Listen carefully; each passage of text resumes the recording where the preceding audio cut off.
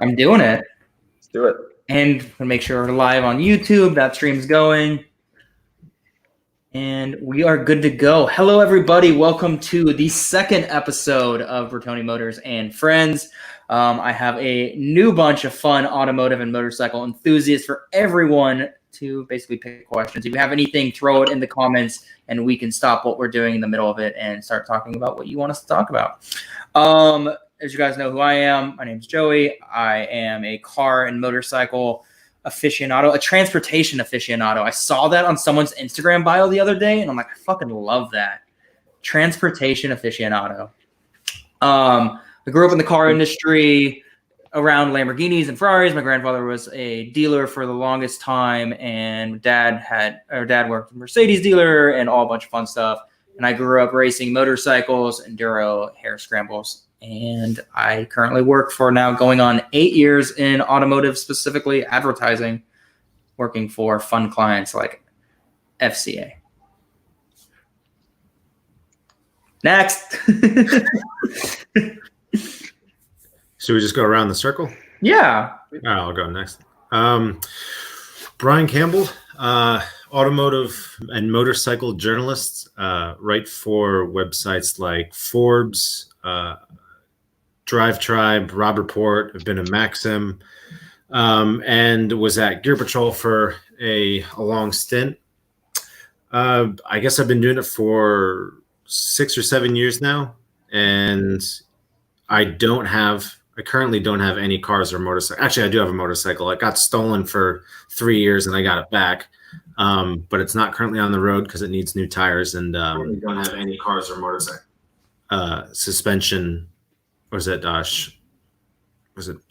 new shocks, basically, because the guy was just doing burnouts and endos the entire time and almost destroyed the bike. What bike is it? Say that again? What kind of bike was it? 2008 ZX-10. Okay. Yeah, so basically you can tell he was stunting on it because the canvas was showing on the rear tire and the fork seals were leaking. So a couple of things have to be replaced, but nothing too bad. Yeah, and I basically just I've been killing quarantine time by just scheduling press cars back to back so I can stay sane and get out there. Very cool. All right. I'm Jeff Malin. How's it going? Mainly just a car guy and previous coworker of Joey's. I've since moved on to complete the American Car Brand social media, working on it. Subaru guy at heart, coming to you from my STI. That's pretty much it. You're so cute, Jeff. Thanks. Do you want me to go, or do you want to go, Steven? Yeah, I'll go. Sure. Yeah, sorry. Hi, I'm Steven Burke. I work for Lotus Cars USA. I am the Northern Regional Sales Manager for about 16 dealerships from Minnesota to Boston. I used to manage an independent European auto repair shop. I love Audis. I love Turbo Miatas, and I'm a car guy. Yeah. Where's the Vo? The Vo's here. These wheels. I like your little setup. Did you build a table on top of a car? No, that's my girlfriend's Tiguan. Where is it? Okay. Yeah, there it is. Trying not to scratch it up too. But it's nice out. I want to be outside. That's very true. My home office too. Turn a light on so I don't look like I'm in a cave. Break.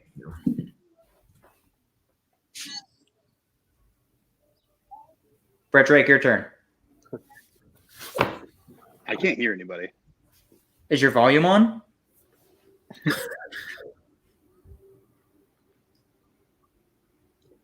Maybe we lost him. He looks frozen. He's frozen. Or perfectly still. He just looks like that. Ian? You want me to go? Yeah, go for it. Okay. We got him back. Brett Drake. Or No. He's No. thinking. Oh. He's probably texting me saying it doesn't This work. happened last time. I know his pain. Sucks. Anyway, my name is Ian Bergman. I'm a automotive nut, also a motorcycle guy. Can you guys hear me? Yeah. Co-founded a company called Milspec Automotive, and we build basically modernized Hummer H1s and pre-runners and all sorts of fun off-road stuff. So.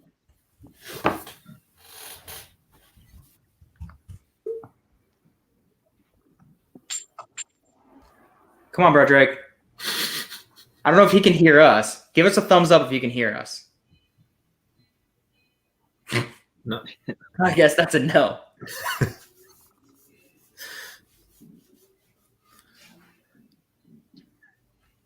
Maybe he has to rejoin. I don't know. I might just kick him. Oh, there he goes. Oh, he left on his own accord. Whatever. We'll keep moving. All right. So I'm really interested in the Super before you guys join. So Brian is one of the only people who's driven the four-banger Super in the States. Yeah. I They dropped it off for 4 days. It was pretty much in lieu of the press drive that was supposed to happen down in Atlanta. I think we were supposed to be at Atlanta Motorsports Park, but obviously for pandemic reasons that didn't happen. So Toyota were really awesome about getting journalists the cars on the West Coast and the East Coast. So they dropped the 4-cylinder off, and then when they picked that one up, they dropped the 6-cylinder off. So I still got a back-to-back drive. So that was nice. But yeah, what do you guys want to know about it? Because there's I mean, I can talk about pretty much everything except for the price because that's still under embargo. Besides, obviously, less horsepower, is there anything else different from the interior? Is it same, just engine change? Yeah, the interior is basically the interior and the exterior are basically identical. I mean, the 3-liter gets different wheels, or bigger wheels, and it has they tune the suspension and the chassis differently. It has active active suspension or active diff, but that isn't in the 4-cylinder. But because it's not in the 4-cylinder, that's what helps save the 200 plus pounds of weight. So it's got manually adjustable seats and less stuff on the suspension, and that basically helps save 200 pounds and makes it a little bit lighter.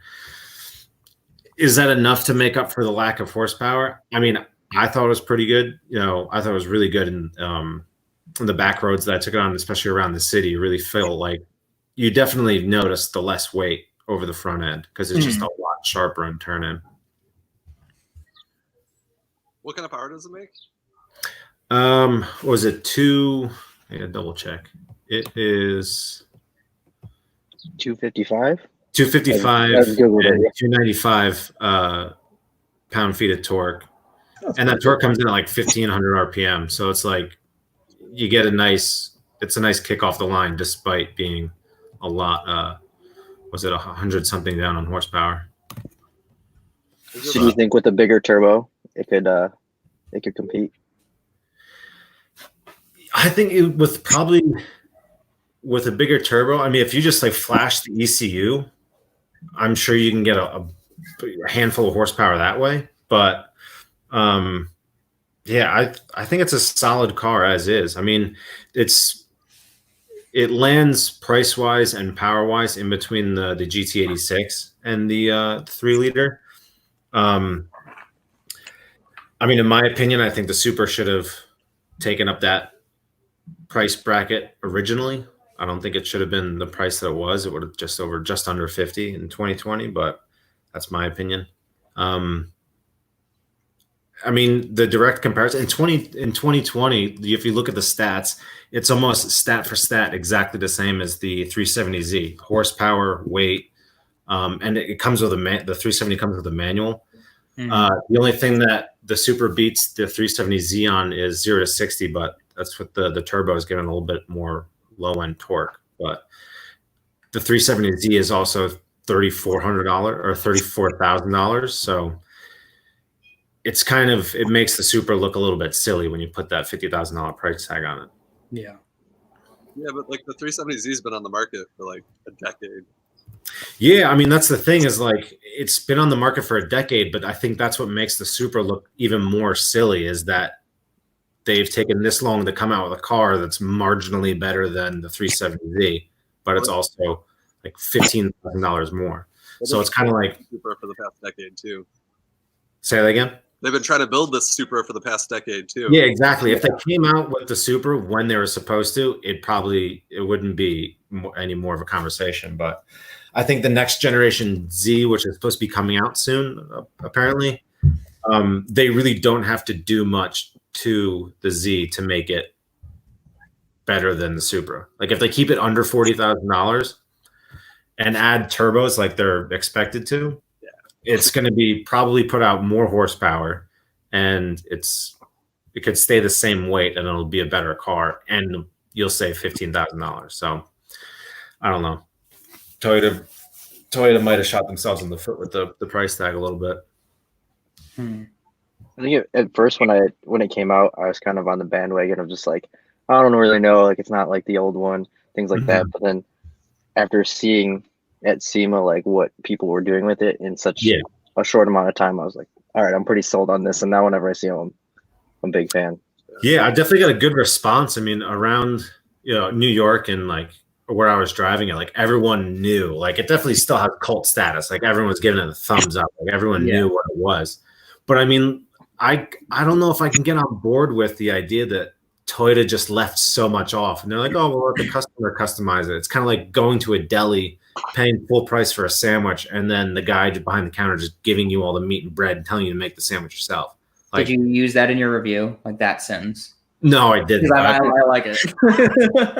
I should go back and edit it. Yeah. But I'll drop that in. Put an editor's note at the bottom. But yeah, I don't know. It's a curious car for sure. I mean, even the 2-cylinder, it's a good sports car. Like if they had put a different body around that and called it like the Celica, like everyone's saying that they should have called it, everyone would have looked at it in a completely different light. But being that, Toyota probably knew this is going to be a little bit of a loss leader, I think that they're definitely trying to save money by using the same body and the name instead of designing a whole new car around it. So yeah, I understand why Toyota did it, but wasn't that car developed in partnership? The population is going to, Wasn't that car developed in partnership with BMW? Yeah, I mean, there's probably. I wouldn't be surprised if you could take that car to a BMW dealership and get it serviced because there's BMW parts all over the place. I actually drove the Z4 just before I got the Supras, and the BMW interior is a lot more cluttered. Toyota definitely pared their interior down and made it look more Toyota. It's almost like a BMW interior styled by Toyota. Right.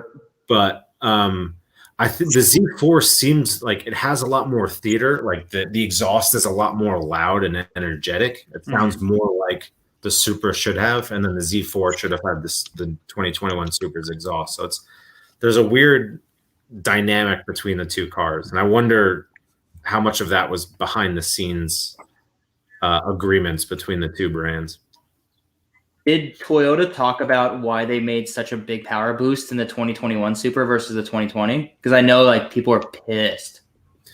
Yeah, I mean, I'd be pissed too. If you bought the 2020 and then all of a sudden a year later, Toyota's like, hey, we made that car that you just bought. Yeah, we made that better. Yeah. So it's kind of like, I understand it. Like Toyota said that they pretty much said, not in these exact words, but they didn't want to like basically blow their load all right out of the gate. Like they're trying to spend a lot over like a couple of years. They're going to like make increment upgrades to the Supra. They didn't even rule out bringing in a manual. Really? Yeah, they're like Toyota's listening, and I know a lot of people are saying they want to bring a manual in. I mean, if you look at Porsche, like there's the GT or whatever variant 911 that is, that's basically just completely bare bones. It's got a a 6-speed manual or manual transmission. It sounds like Toyota's like game to do that, like have the 4-cylinder weight loss program and add a manual and do like kind of a top tier super model above the current 3-liter premium. So I think they're open to a lot of things. It's just a matter of when they're going to bring that to market. Interesting. Yeah. I wonder if the BMW co-development had something to do with the price point. Oh yeah. Probably I significantly. mean, they have to put all the luxury features into the BMW. Yeah. Well, I wouldn't be surprised if the power bump was kind of like part of the agreement that like, all right, we both come out with the cars at the same time, but we're allowed to have our BMW's like, we're allowed to have our car on market 1 year before you can match our power or something like that. I wouldn't be surprised if that happened. They haven't said anything, but that kind of seems like what happened because what they did to the Supra to get that much more power didn't seem like that terribly complicated. They just kind of reworked a few things and It's probably just a remap. say that again. Probably just an ECU remap. Yeah. They altered the intake. They reworked the pistons and they had to redo the ECU. But there's a few things they did internally to get the extra power. But I don't know. It seems like something that they could have easily done first time around. I mean, they've been working on it for close to a decade. So it's like they introduce it and then all of a sudden they have all these updates. Like, that's not exactly how it works. So like an engineer didn't know, like they released the 2020 and then some engineer had a eureka moment. He was like, wait, I found this much extra horsepower. Like they were just holding that in their back pocket. So Yeah. Partnerships can be tricky, having 2 cars out in the same platform that kind of serve a similar purpose.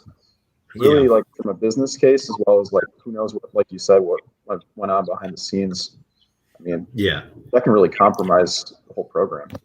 Well, I think it's less complicated with the BMW and the Toyota than it would be with the GT86 and the BRZ, because those 2 cars are direct competitors.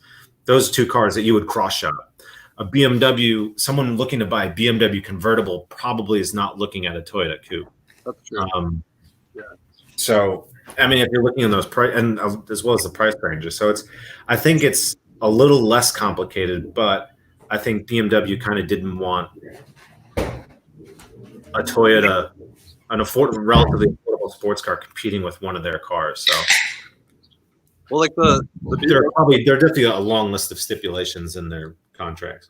BMW is keeping like the newer iDrive system to their car only. Like the Supra's stuck on, I think it's like iDrive version 5s or something.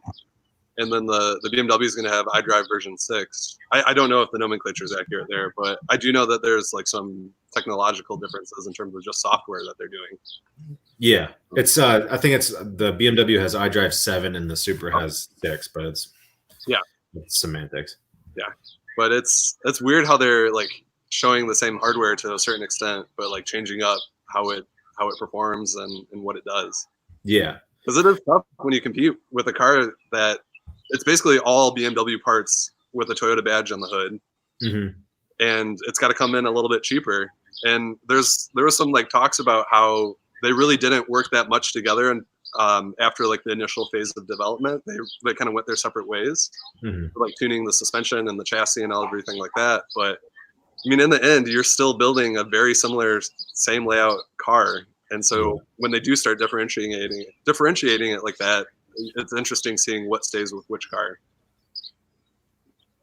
Yeah, I mean, when I drove the Z4, it definitely feels like a softer Grand Tour, but it has the Z4M, it has a much louder exhaust. The launch edition Supra has a louder exhaust than the 2021 3-liter. So they kind of, like, I guess, detuned that exhaust, but the exhaust on this one is almost, I think it's better, because if you do like aggressive downshifts, you get those cracks and pops coming out of the back. But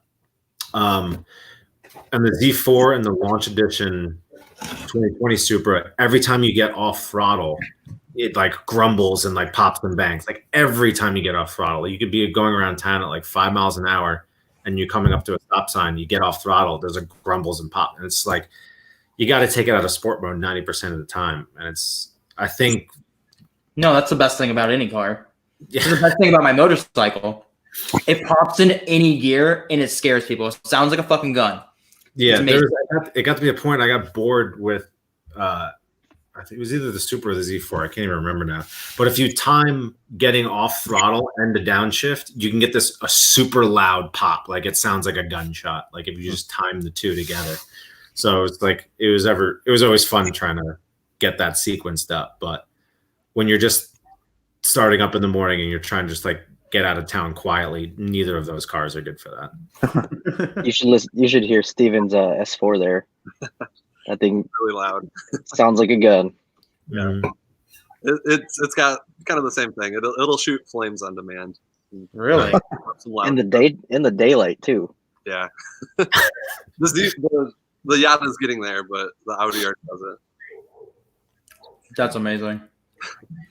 I've still yet to see that car in motion. I've only watched it on YouTube. Which one? The Audi? Yeah. Yeah. It's an old station wagon. It's a fun old car. It's got a lot of miles on it, and spent way Good road tripper. but it's fun.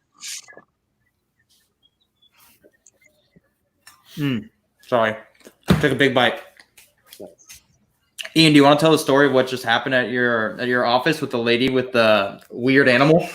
Yeah, so we're outside, and we just got back from the ride, and this like tinted out Toyota minivan pulls up, and I'm like, that's kind of weird. I mean, it drives around the back of the so I'm like, here we go. So I walk back there, and it's all like tinted out, so I have no idea who's in it. Rolls up. It's a 75-year-old woman with a Harris Hawk, yeah, like the bird, sitting in the passenger seat. It had its own chair. It was amazing. This is the most Michigan shit I've ever seen in my life.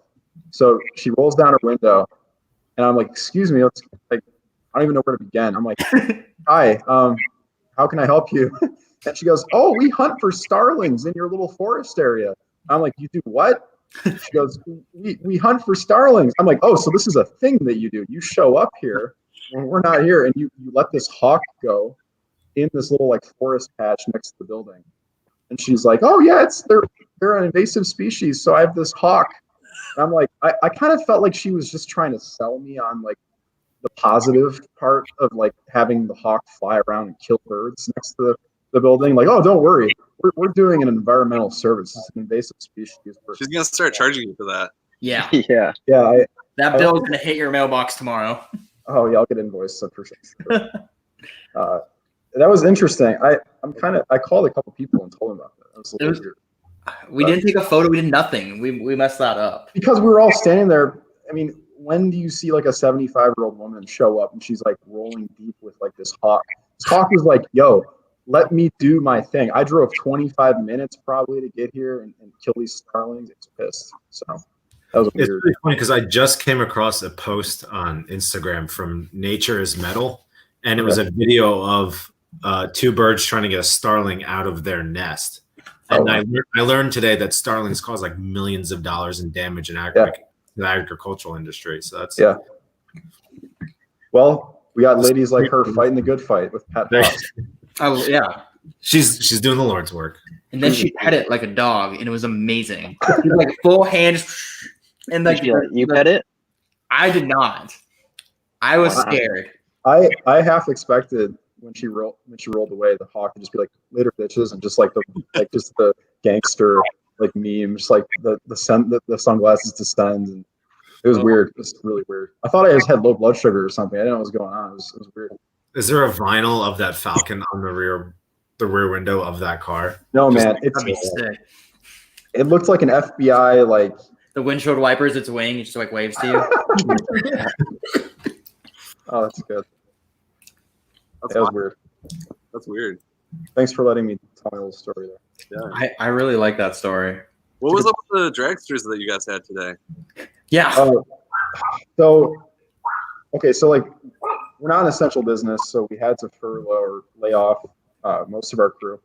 So we've been doing a weekly, like once a week, like barbecue, like a social distancing barbecue, where we have all the guys come in and we all just, update them on what's going on and kind of just meet once a week to kind of, just keep everybody in the loop. And this week we decided to have like a little mini like employee car show.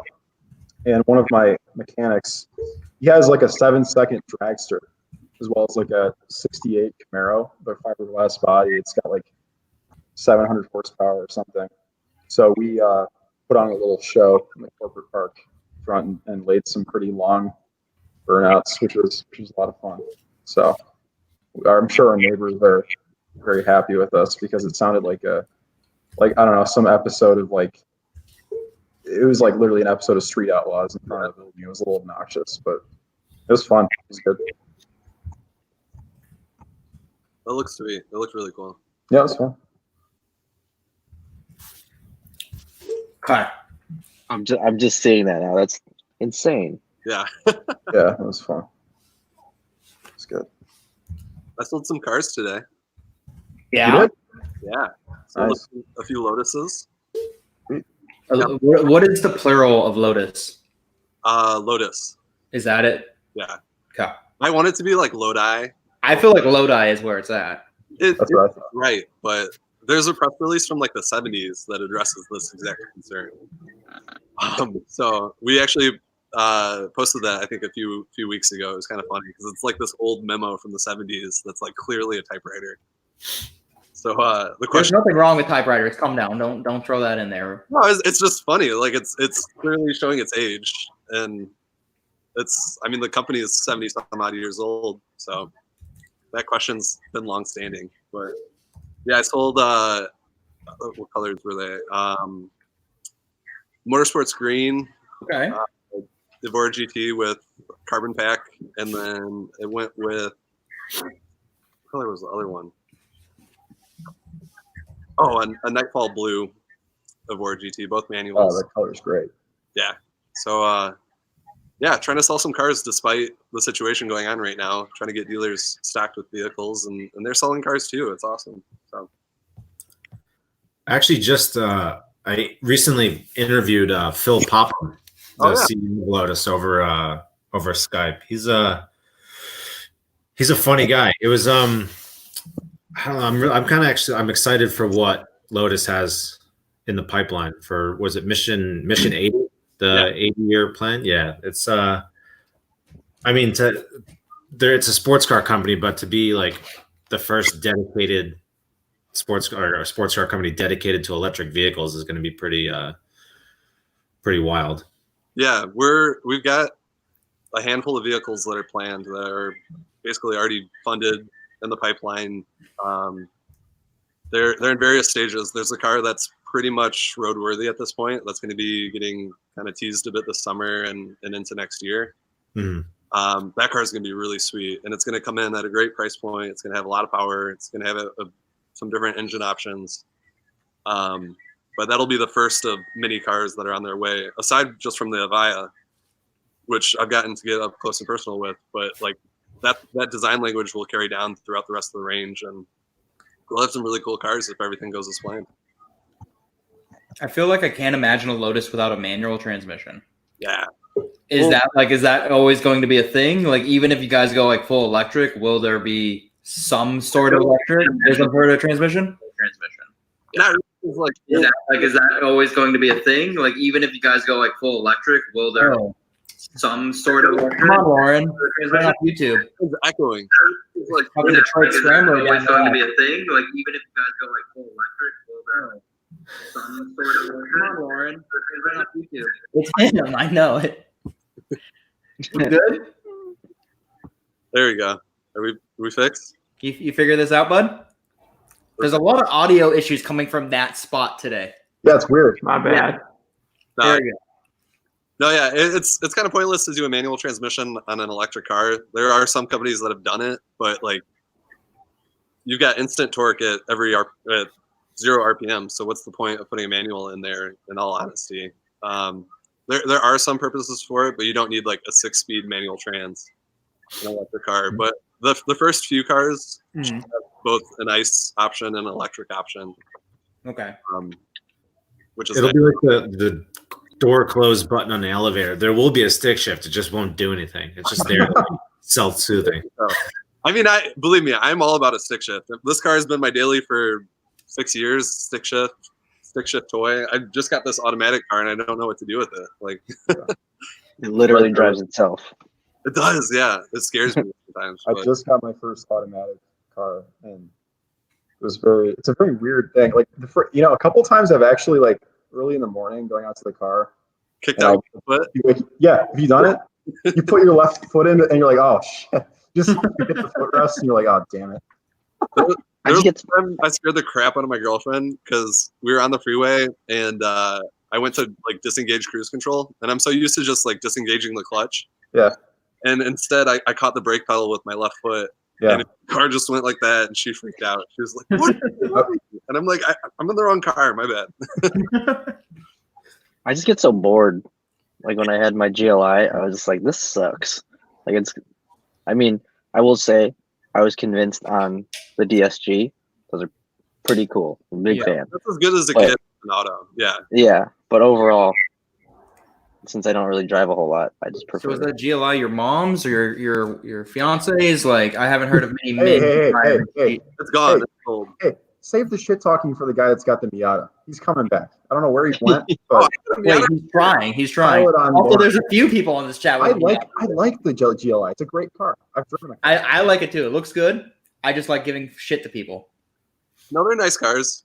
See, you got to respect a car. There's not many of them left, and one that you can get with an a manual transmission, like a GLI, they're few and far between. But I've got a DSG, so yeah. Look, it was to go with the Miata that I had, and then I realized, at the same time, because I had a Forester XT, and then I sold that, or I got a Miata and a GLI, and sold the Forester, and was like, this is perfect. I've got like a fun car. I've got like a good daily, and I realized I just need to get back to a Subaru and hate my life. How many engines have you blown since you bought your STI 3 months ago? Or a year ago? Like last year. None. Knock on wood, but no. Thanks for saying that. It's going to happen. Let's see if you figured it out. Oh, sorry, my bad. And then it was being all funky. So who are you? What do you do? What kind of cars do you like? Give an intro. Now that you're 33 minutes late. Sorry, somebody had a long motorcycle ride. And I took the highway home. Like, I blasted that. My name's Lauren Golden. I work at a little electric company. Well, not little. Called Rivian. That was a humble brag. Yeah. Do they sit you in the conference room every morning and go, so if you do any PR, make sure you say it's a little electric car company. That's nice. I like that. No, actually, like, that's probably all I can say without having to clear anything past like our media team. So, yeah. Cool. I enjoy fast cars, ridiculous cars. They can be slow. They can be dumb. I don't know. What are some cars that you've owned? And what usually happens to cars that you own? Hey, that's not fair. That's not fair. Cars I've owned everything from a Mark II Jetta GLI to like an Alpina B7. So I've covered the spread, and an F-150 Raptor for a while. So current daily is a Miata. Oh. Silence. What happened to the Alpina? That's a sad story. Oh no, really? The front end got taken off by a Grand Cherokee. Jeep built, dude. Strong. Yeah, I made $4,500 on it though. So that's fair. Yeah. You didn't have that car for long. No. Damn. Careful, Flo's gonna be waiting outside your apartment building tomorrow. 4 months. Damn. Yeah. I went through a few cars quickly like that, and it's such a bummer. You don't even get used to the car, and it's gone. Yeah, I mean, like, I set a pretty good time from here to Chicago in it, so like I used it for what it was for, and then yeah. That's a bummer. Mm-hmm. And you picked up your current Miata. You flew out there like the week that COVID lockdown happened. Yeah. Went to Jersey. Yeah. And drove back. I did Jersey to Detroit in 8 hours, something like that. I did generation Miata? NC. The boats. The boat, yeah. They're huge. They're huge, but like everyone's like they're so heavy. It's still 2,400 pounds. I thought they were a little bit more than that. I thought they were at like 25, 26. It's 20. Mine's 2440, I think, is the curb weight on it. Okay. Yeah. Yeah. Usually when I sit in it, it gets up there to like 29. They're good looking though. I do like some of the flared out ones that are pretty. Yeah, like I don't know. I wouldn't like. I barely fit in an NA Miata or like an NB Miata. Like I wouldn't fit in anything. I shoehorned myself into this one. I have to take the steering wheel off. Yeah. I fit perfectly. Yeah. Yeah. They're made for. They are made for me. Yep. Yeah, I'm waiting for my roll bar is supposed to ship. I think it shipped today. Okay. No, it's supposed to ship Friday. And then hopefully it gets here in time for a track day at the end of the month. Are you doing the midnight tent one? Yeah, at Gingerman. Yeah, I talked to Chad about that the other day. This car, I got the hardtop tinted on this, and then I got the windshield retinted on the Volvo. And he was like, bring the Miata. And he drove it a bit. Yeah. Oh, now he wants one? That's why? Well, yeah, I saw his Facebook post about it. Yeah. He's like, this car is so much fun. I didn't think I would fit. And I want to buy one. And he was asking me about all the money I put into it and stuff. Yeah. Yeah, I think I'll go to that. I'm going to try to sign up. Yeah, we'll see. I don't want to, like, I could go technically. Well, I guess I don't know what Grattan's rules are, but Gingerman is like if your car is newer than I think it's like 05 or 06 and has factory like roll bars, then you're good. But I don't pass the broomstick test with a helmet. And I don't either, but I put the hardtop on the car and I passed that test. So. Oh, that works. Yeah. So I'd rather not track it without a roll bar. So yeah, that's probably smart. Mm-hmm. Yeah. Cool. I feel like the most terrifying thing about owning a Miata was driving next to a semi truck. Especially once it was lowered, I was like, no, I'm not about this. This is terrifying. Like, change lanes, done. Yep. Did you ever? Yeah, that truck with a blowout, your head's gone. Oh. Yeah. Did you ever consider doing the Fast and Furious like underneath the lane switch? Every time. Once I slammed the Miata, I was like, I could do this. That's like the only thing I imagine when I like drive by semis. I'm like, it's funny you bring that up. Steven, you might know him. You know Alec Kraft? Yeah. He was driving an S2000 home that he picked up somewhere in the winter, and this is his story. He spun it. He lost it in it was in the middle of winter and snowy, and he says he went under a semi, spinning. So, okay, maybe. However, those trucks from Fast and the Furious were modified. I know they were lifted. So I don't know, but he says I'm sure it's like crazy like memory distortion, but he claims he went under a semi in an S2000 spinning. I mean, I've looked at this car next to like a semi and like totally thought about it, and this is lower than an S2000. I learned to drive actually in an S2000, and this car is not going under a semi as it sits right now. That's a cool flex. That was your first car, or the first car you learned on? Yeah, my grandpa bought an AP1 in the year 2000, and by the time I was like 13, he let me start driving it, and that's the first vehicle that I like fully drove. And I had to learn a clutch with a 9,000 RPM redline or 8,000 RPM redline, and 9,000. And it was tough, but those are awesome cars. This is the poor man's S2000. I'll be the first. I learned how to drive learn how to drive a stick on an RX-8. That was fun. Nice.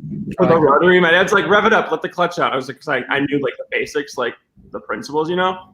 And I was like revving it up to like 2,500 RPM, and it's just like die when I let the clutch out. And he's like, no, more, like more. I was like, okay. I feel like that's a question. Yeah. What did everybody learn to drive a stick in, or what was the first car? Oh, my dad put me in a '93 Taurus show with a That's stage where the 3 love clutch. comes from. Yeah, and my dad is just like, he's from the Netherlands. And I was like 13 or 14. He's like, all right, come with me. We went to a parking lot, and he's like, all right, drive it. This thing was just like, those engines have no torque, like down low. And he had a stage 3 clutch in it, so it was really stiff. And that transmission is a Mazda. It's a Mazda transmission. It's super notchy.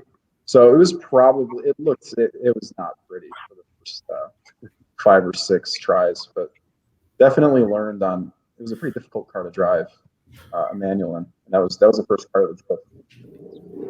I'll be right back. I gotta grab an outlet. Jeff, what did you first drive? The first car I ever drove was my family's Grand Cherokee, and then learned to drive a stick in my friend's TJ Wrangler Rubicon. Okay. Yeah, there we go. Real easy. Those are nice. Yeah, you just let the clutch out. Yeah, it just goes. Yeah. I had Just one kind of of throw the gear stick. Yeah, that big old stick. Yeah. Brian, what about you? Yeah, my family car for a while was we had an early '80s Scirocco. Oh, Yeah. okay. But by the time I was learning to drive stick, my dad had traded that in for a '96 Pontiac Sunfire. So, ouch. Oh, Interesting move. so I learned to missed it by that much. Yeah, so I learned on a '96 Pontiac Sunfire, and then my the 2-door. So I guess it didn't look as butt ugly as the 4. But my first car was actually a '93 Cadillac FTS. So that was nice. Ian's a big Cadillac guy. just like falling asleep at the wheel and cutting people off on accident, you know? Yeah. 24 going on 60. My air suspension got stuck in the lowest point, so it didn't completely go side to side in every single turn, which was nice. Oh. Nice. Got that center of gravity down real low. Yeah. The first car I learned to drive stick and just drive was my grandfather's GMC 3500 dually. He tossed me the keys when I was 11 or 12 and told me to go get the mail and back. And it was like a mile from the house to the road.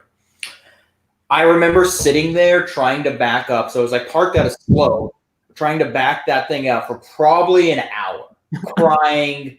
I went and asked my grandma. I was like, I need help. What do I do? And she's like, I can't help you. I got to figure this out. My grandmother's a very strict Polish lady. And then my grandfather saw me crying. He was like, it's not that fucking difficult. You do know how to ride a motorcycle. It's the same thing. You just don't have a lever. You have a stick. I'm like, okay. Jerked it back a few times so I was able to get it pointed down the hill because they live on a hilltop in California. And I just got it going, bumped it, and just started fucking going. And that was my first experience in a car.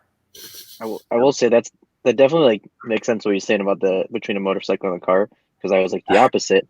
When I went to the first time I rode a motorcycle, I was like, I owned a stick shift car, and I was like, oh, the idea's there. I just have to. It's just weird with my hand. Yeah, it's just the hand-eye coordination is just a little bit different, but it's the same thing. Yeah, I pretty much learned how to ride a motorcycle based solely on that exact explanation. My brother was like, he gave me his 96 Ninja 250 or 94 Ninja 250, and then I was like, I thought you were going to teach me how to ride. He's like, well, you know how to ride a bicycle, right? I was like, yeah. Like, you know how to drive manual, right? I was like, yeah. He's like, there you go. And you just like you sit there and you work it out, and you're like, all right. And I was like, wah, wah, wah. The hardest part is just getting it into first. Like once you do that, like it's easy. Yeah, rolling off. Yeah. Yeah. Well, the 250 Ninja weighed absolutely nothing, so that was one of those things where you could just like let the clutch out and give it absolutely no power whatsoever and start rolling. Yeah. Nice. I feel like now we should start talking about how Jeff should buy a motorcycle. Jeff? Yeah, No. Jeff's the last person. I'm good. Jeff, you should buy a bike. It'd be cool. I heard that you rode a Triumph all around Hawaii for a while when you were in school. Ducati No, was selling bikes like crazy. No, so the first time I rode a motor, well, yeah, I guess so. Technically, the first time I rode a motorcycle was a Honda Shadow in Hawaii, and then got back. My roommate had a Triumph Daytona, and he was like, "Ride it whenever." And so I was like, "Yeah, let's do this." And after just a couple close calls, I was like, "I'm good. I'm all set on motorcycles." I know Jeff will stick with that promise too. He's done. Yeah, that's not how I want to die. Yeah, I've got other plans. I like want a motorcycle so badly, and I bought this car so that I don't buy a motorcycle. Interesting. So you're close. We can get you there. Now that you have the car, the next step is motorcycle. Yeah. See, that's the If thing. you take the doors off one at a time, you're basically there. That works for me, and I'm on 4 wheels, so He's I'm bike curious. It would be kind of cool to build like half doors, like the little tubular ones like Jeeps have. Yeah, The Baja doors. yeah. Now No, man, I'm telling you, the easiest way to buy a motorcycle is to buy something that has 2 wheels. It's not a motorcycle. So you buy a Ruckus. Oh yeah, You'll get tired of that for a week. So After a cool. week. And you'll be like, hey, this thing does like 30. It's like, I need something a little faster. And then you'll be on Craigslist, Facebook Marketplace. And then before you know it, you'll have like, some sort of old bike or something. Or buy a dirt bike. They're pushing for all of us to get dirt bikes. I've done ATVs. I've done side by sides. I've like flipped all of those things for the most part, and I'm just good on like doing it on pavement on a motorcycle that I know will kill me. Or I will say, if I lived like up north, I would probably own a motorcycle. But around here, I'm just gonna crash a car instead. We hit some pretty good roads today, though. Not a lot of cars and some good not good, but like there are some corners. Yeah. Yeah, we turned left and right a couple times. we don't really have that great of roads around here for like going for a nice like winding route. Like you have to go towards the center of the state. Yeah, nothing close, but like if you don't mind driving like an hour to get to some twisties, they're there. You just have to go looking for them. Yeah. Yeah, we went out to Hell this last weekend. That was pretty fun. And then went to Hell, Chelsea, and then back. Yeah, there's tons of good roads out that way. Yeah.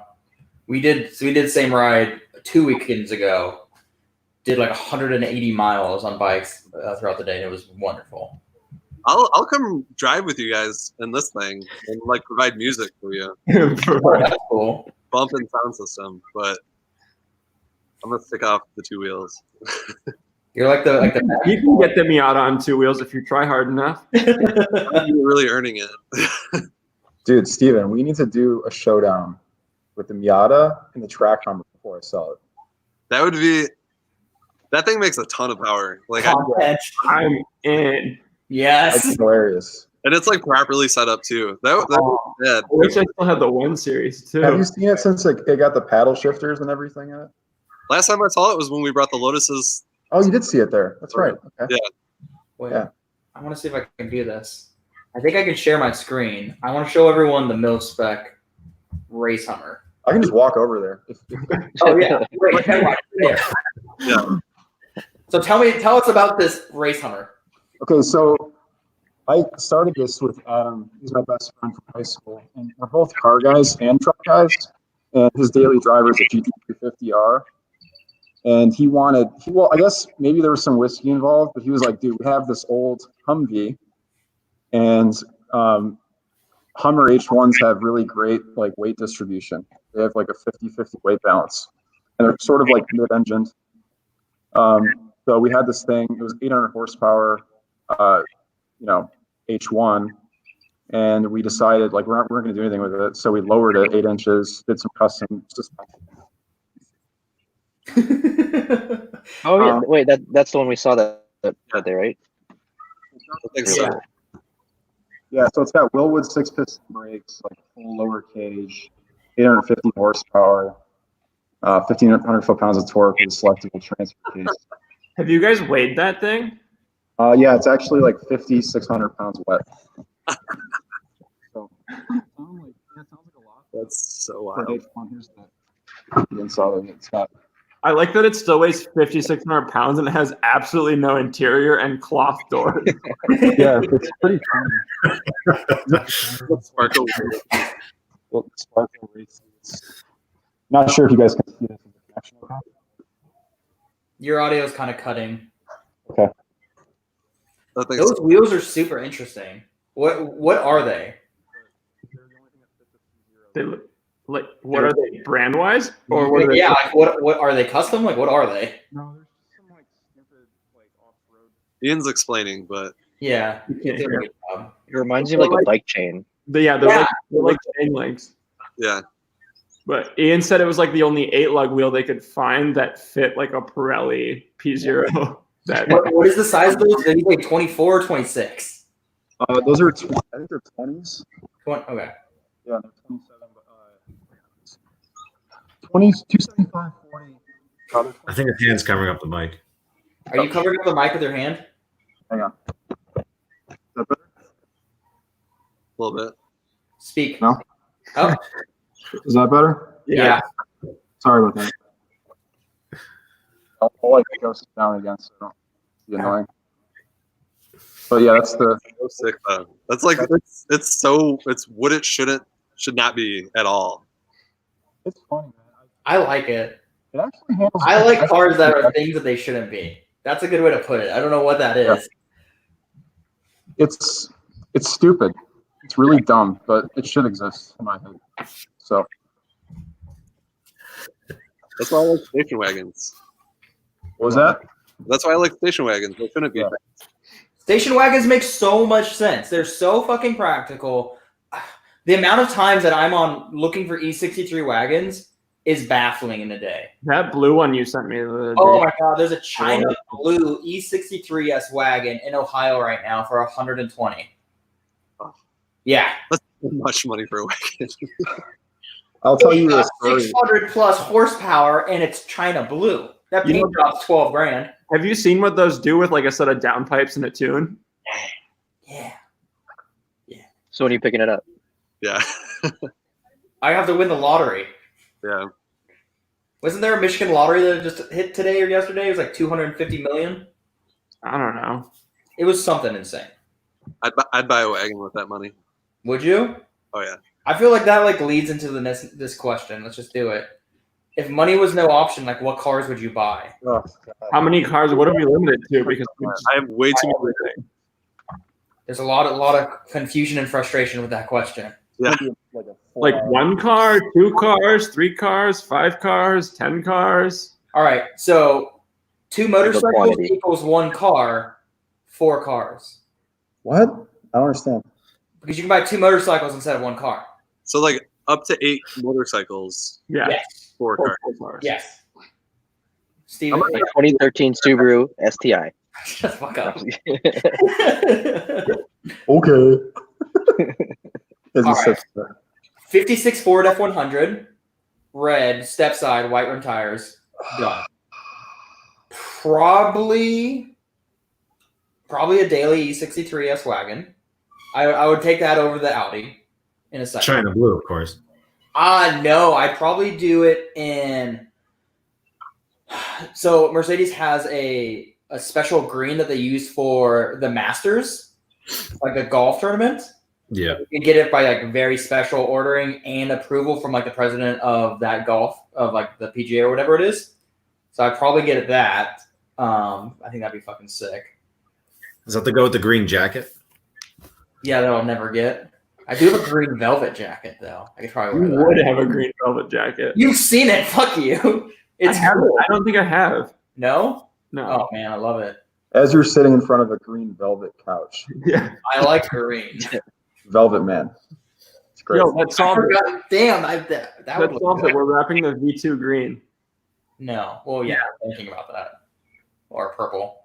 Green. Probably a Mira SV. Okay. And then probably something, I don't know, come back. I don't know the last one. There's 4 cars. Again, 4 cars. I had 3. Okay. No bikes? Street Fighter V4S, That you passed on. Thruxton RS. Done. 4 cars. Jeff, go. Come back to me. Brian, go.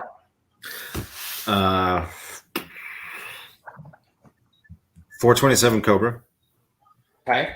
I've driven the Superformance one like across California, and it was like torturous, but I would do it all over again because it was absolutely fantastic.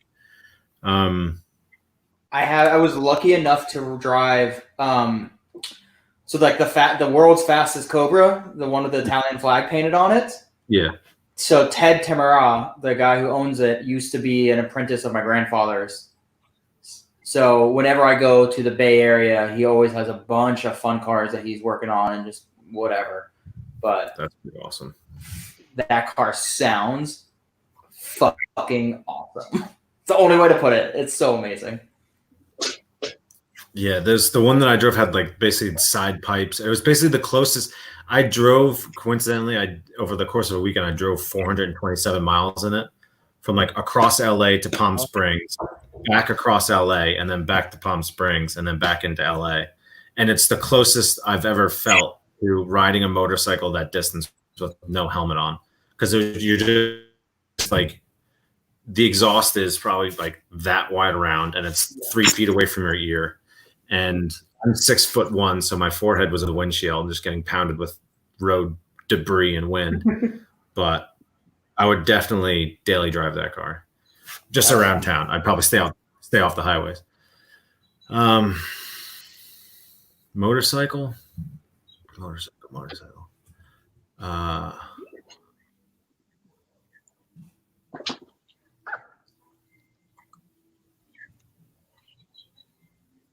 Hey, come back to me.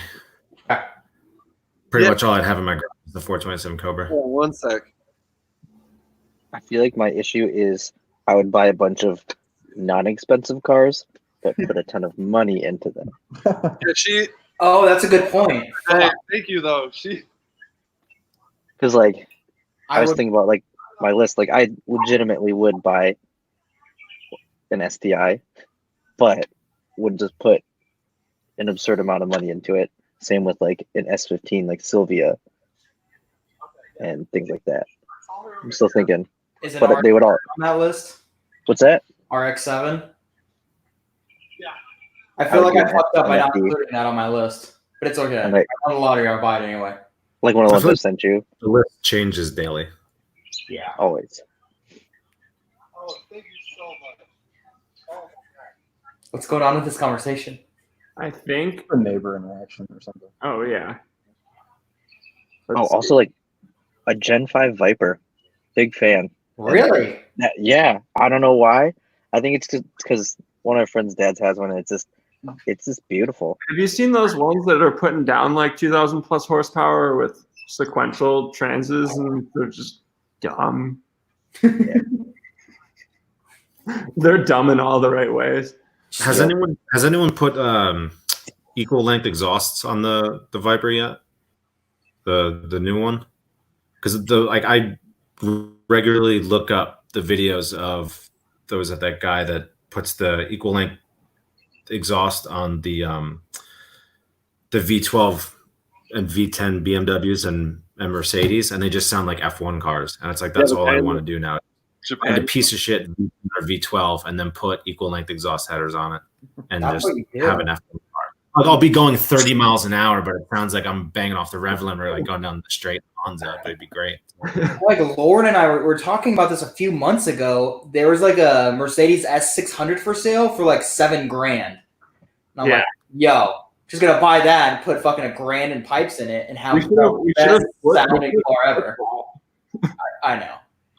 There's a guy in Japan that makes the headers, and I think it's like a $5,000 to $6,000 like custom job. It's twice that. He charges like $12,000. $12,000. Oh shit! It's like stupid expensive. We could figure that out for less than that. Yeah, I'm just gonna find a Chinese knockoff. It's cool. Yeah. I saw the whole like video series from that guy where they're like blasting through the tunnel and everything. Yeah. I knew it was like ridiculously expensive. And I'm like, there's no way that it has to cost that much. Like, He cuts it all and does everyone individually. If you were to mass produce them, you could like get the price down, but yeah, cutting and doing all that stuff, the labor racks up really quickly. Yeah.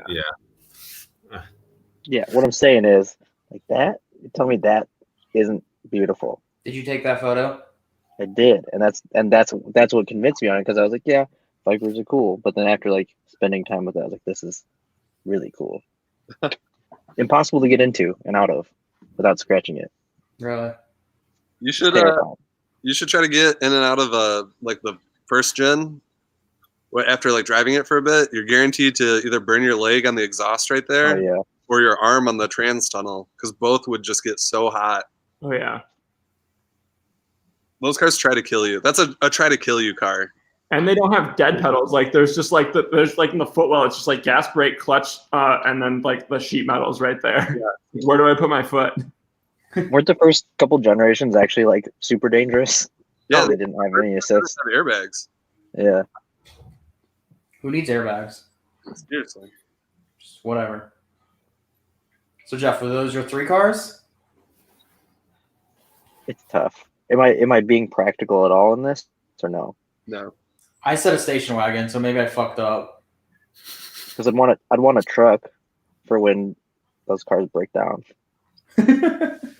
Just to tow them to the shop. That's super practical. Yeah, that's what I'm saying. Like, I would want a cool truck too. Yeah. I don't know what truck though. Again, another one is just buying a relatively cheap truck and then just putting a bunch of money into it. Like I love Tacomas. Yeah. Ian, this is when you pick goal. 1,000 horsepower Hummer. Yeah. Nobody needs that, man. He's like, I'll take 4 of them. Nobody needs that. I don't know, that F-150 behind you I want. Those are a lot of fun. Yeah. I've been sitting here for the last few minutes thinking about my selection. Ian will take 4 Taurus shows. All beige. I've already done that. I don't need to live that nightmare again. It's over. I've already fried a wiring harness on Woodward going 70 miles an hour. I've already done that life. Do that. Oh, God. I'd probably do a Wolf G-Wagon, an early 80s, like a 2-door? No. Probably like one of the 4-door like diesel G-Wagons with the sticks with like the plaid interior. There's so many. When I was still in Germany and I was thinking about moving back to the States, I was going to export one. Mm-hmm. And they're like military surplus lots that just get like 50 at a time, and they sell out within like a week or 2. Yep. And they're like a bunch of like old paramedic hooch G-Wagons, and you get them for like $7 or $8 grand. Yeah, there's a guy in Kentucky that sells them for like 20 to 25,000 in the United States. Probably get one of those and then do like the 6x6 style like beadlock wheels. Mm-hmm. Those like flat pancake looking ones. So that would be like that wouldn't be really a daily, I don't think. But Grandpa had a 73 2.7 RS Porsche back in the 70s, and I've always wanted to get one of those, but obviously like $1 million, so it's like really unattainable. But I'm going to use this opportunity to say I would get one of those. There you go. And then for bikes, I would probably do a Matrix Ducati 998 and then a 748 Evo Ducati in black. You would even get by your own Ducati that you have now? No, I already got it. Like this is another like alternate reality. I don't want to something different. It's a reality. The daily driver thing is kind of spooking me. I don't know what I would daily. You can daily everything with the right attitude. Yeah. And enough money. with enough like determination. I think I would still go. I would probably do like a CTSV. That's what I would. Cadillac. Yeah. Yeah. You know what? That reminds me. I would definitely get like an RWB 911. Yeah. That would be the daily. Ooh. That'd be so cool. The videos of that guy assembling those cars, smoking like chain smoking Marlboro cigarettes, give me anxiety. And he apparently speaks fairly decent English. Does he? He just doesn't give a shit. He's like, well, I like my wide cars. I'll build more. and he just does it like by hand and just by eye. He's just like, yep, this is gonna be it, and just cuts it. Just cuts into your car. Yeah. Coolest thing ever. Oh. Lauren, what's your dreams? All right. I have some similarities with Ian here. G-Wagon, but instead of like an old diesel, I'm getting a fucking 6x6. Because wow. Why not? You wouldn't get the Landaulet with the full reclining seats in the back? Yeah. No, the proportions are all messed up on the 4x4 squared. You need the length of the 6x6. No, I remember the Mercedes Maybach G650 Landaulet. Yeah. Yeah, but it's based off of 4x4 squared, so it's like taller than it is long, and it's just the proportions are weird. Yeah. So 6x6, and then McLaren F1, and then it's practical. You got 3 seats, you got like storage all over the place. You could take road trips in that thing, and it's never going to lose value. So my answer was a McLaren F1 GTR, that orange one. Yes. Oh yeah. You've all seen that orange one. Yeah. That was background on my computer for like 8 years when I was a kid. Like, and then same as Ian, like a early 70s 2.7 RS. And then a Maserati MC12. Really? Or a BAC Mono. Dude. Those are wide cars.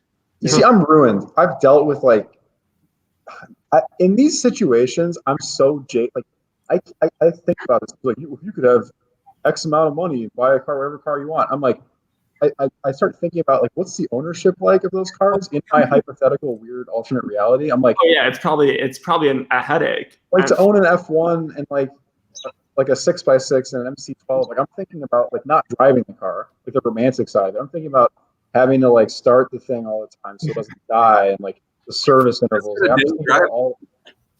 What? You just got to daily drive it. Yes. It's kind of like when Oprah gave her entire audience nothing but BMW 3 Series, and then known like half the audience couldn't afford the tax on the cars, and they had to give it back. So yeah. It's just this situation is just like that. Like, yeah, I'd love a 427 Cobra, but the insurance on it would be insane, and I wouldn't be able to afford the gas to get to the end of my block. So you gotta come up with what's our stipend for running costs. Like, what do we get? Like, I'm starting to price this out right now. I got to set one car, and then use the money for the other 5 cars to pay for that one car. I like you, Brian. You think? Okay. I think the issue with your 427 Cobra is nobody would believe that it's real. They'd be like, "Oh, that's a nice kit." Yeah, nice factory 5 you got there. Yeah, they're like, "Wow." I go down like weird rabbit holes with Factory 5. Like I watch like assembly videos of people just doing them in their garages for hours. It's so interesting.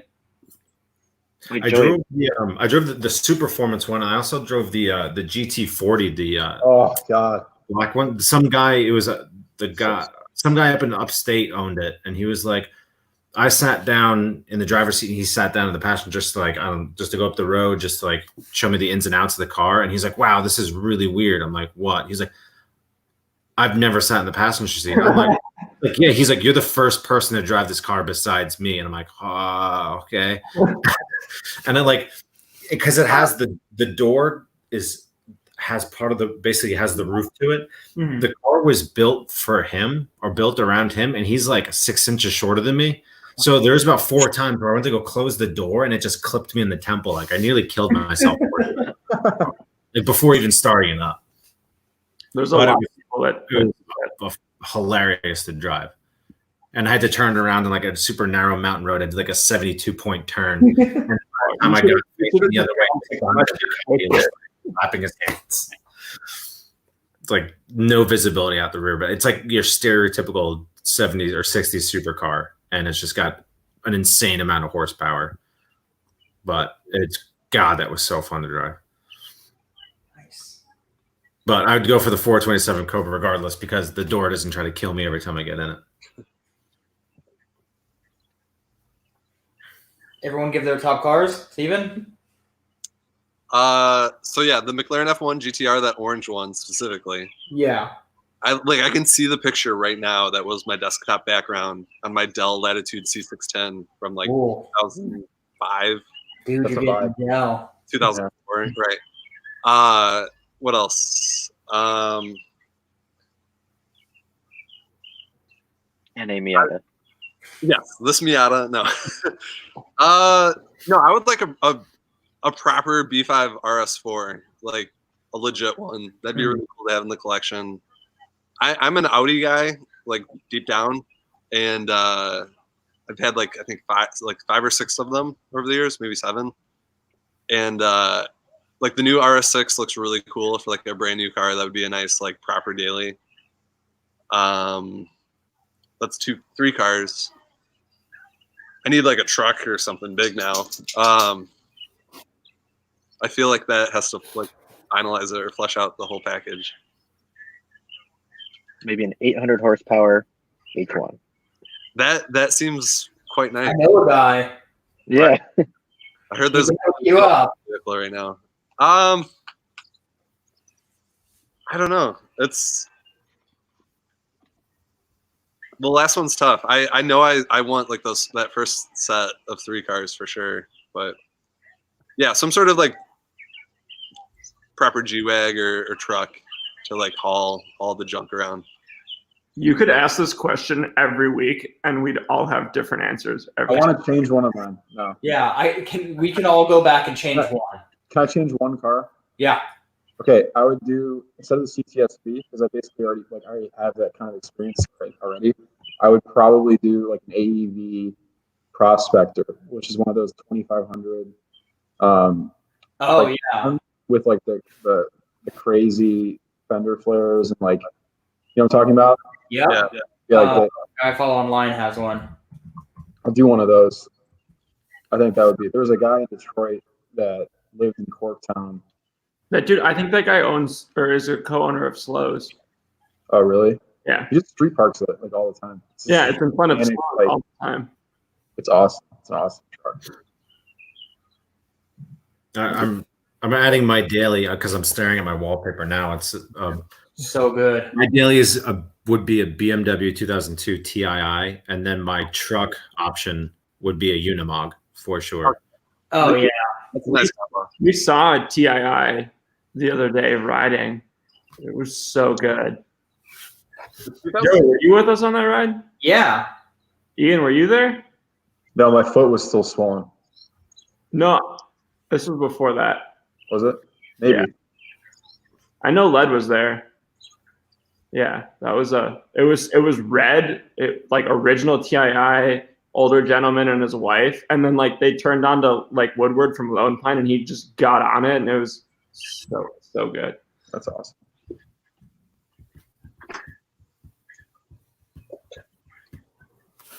I think I might swap an MC12 for an 05 GT. I saw an MC12 on the street once in like 2010. Parked in Birmingham outside of Fleming's. Yeah, I remember that. Yeah, I took a bunch of pictures of it, and I like have them on like an old flip phone or something. Yeah, that was there was one of the Wings players had one for a while too. Really? I think, yeah. Did you know they made those in 2 different lengths? Really? Yeah. So family friend of mine was design director at Ferrari at the time when they made those. And Dallara did all the engineering on them because they built them to be a race car first. Yeah. And they built 50 of them. Originally, it was going to be 25. And they built the first 25 to whatever the set length was for the Le Mans category for that year. Mm-hmm. And it did so well because they built it straight up as a race car and then built road cars to homologate it, that the FIA changed the rules, and then they had to, I think they're 15 or 25 centimeters longer or shorter. I forget which way the rules went. And then they were like, oh crap, like our car's illegal now. So they shortened the nose and built another 25 cars. Yeah. Yeah. Well, it's like it's a Ferrari Enzo with like more race technology to it. No? Yeah, essentially. I mean, there's enough changes. Like the wheelbase is different. Like it's a lot of the components, I guess you could swap back and forth, but the chassis are pretty dissimilar. Gotcha. Like is your family from Frank Stevenson? Yeah. Yeah, I actually just interviewed him a couple weeks ago. Oh, nice. So as soon as you said design director for Ferrari, I was like, oh, I just chatted. Yeah, he and my dad worked together forever ago at Ford in Cologne, and they've been super good friends like since then. Like that was like 30 years. Was it? He was talking. He's been posting a lot of stuff because he mentioned the Focus RS Cosworth was supposed to have like a third spoiler on it. Yeah. And then I forget, he was just putting how that one custom shop just basically just reimagined that and threw that third spoiler on. It looks absolutely badass too. Yeah. So it's a shame that it didn't make it to production. Yeah. That dude's wicked talented. And his resume is insane. Yeah. Absolutely insane. Yeah. And now he's designing like electric flying taxis and stuff in Germany and crazy child seats that are like super safe. Like yeah, all sorts of insane things. Yeah. All right, so I'm dropping my E63 because I already have a car that's practical with my truck. And I'm going that. I love. Yep. Yo, I went to Japan once and it was just fucking next level for me. It was so much fun. I drove an RX-7, I drove an NSX, I drove GTR, had so much fun there. I just want the most flamboyant fucking JDM Legend that I can. And you guarantee there's going to be fucking neon lights under it. You should probably get a Miata then. Yeah. I'll sell you one. No. Miata's always the answer, though. I know. It's between that and GT86. That's the winter project this year. Joey, have you driven a Miata? Have I? Yeah. No. Oh, come drive mine. Or this one. I'll drive both of yours. Well, Steven's will be way more fun because it has boost. Got Turboski. Today I took it out to lunch to get some food, and I was like late to getting to lunch, and it was right when we usually do our like daily like work teleconference, and everybody's got to like check in and like say what's going on. So I'm like whipping around in the Miata, like listening to everybody talk about their day with my AirPod in, and like switching gears, popping boost, and I, of course, when I had to talk, I just could not because I was too busy having fun. They're just like, what's new? What's going on in your day? And you're just like tires squealing sideways, like out of a U-turn. Yeah, just skirping. Yeah. So who's an F1 fan here? Okay. Not really. What's going on with Vettel? Do you think he's going to stay in F1 next year? I don't know. Did you see Sainz is slated to go to Ferrari? Yeah. Yeah. I think it's super interesting. There's also rumors of Ricardo or Alfonso coming back, which I don't know if that's going to happen.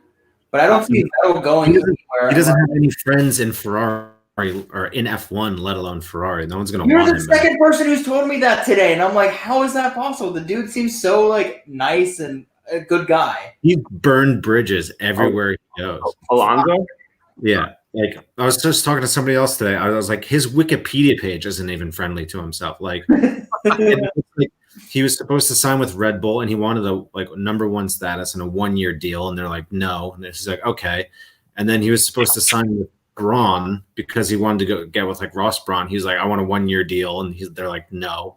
So he turned that down, went back to Renault, and then Crashgate happened. And then he's basically just like, he's systematically just screwed himself over year after year to the point where I don't think he'll come back to F1. He's got his championship and he's just trying to get the Triple Crown now. So if anything, he's going to focus on Indy, but he's not going to do that with McLaren anymore. I don't think, if that's not already a thing.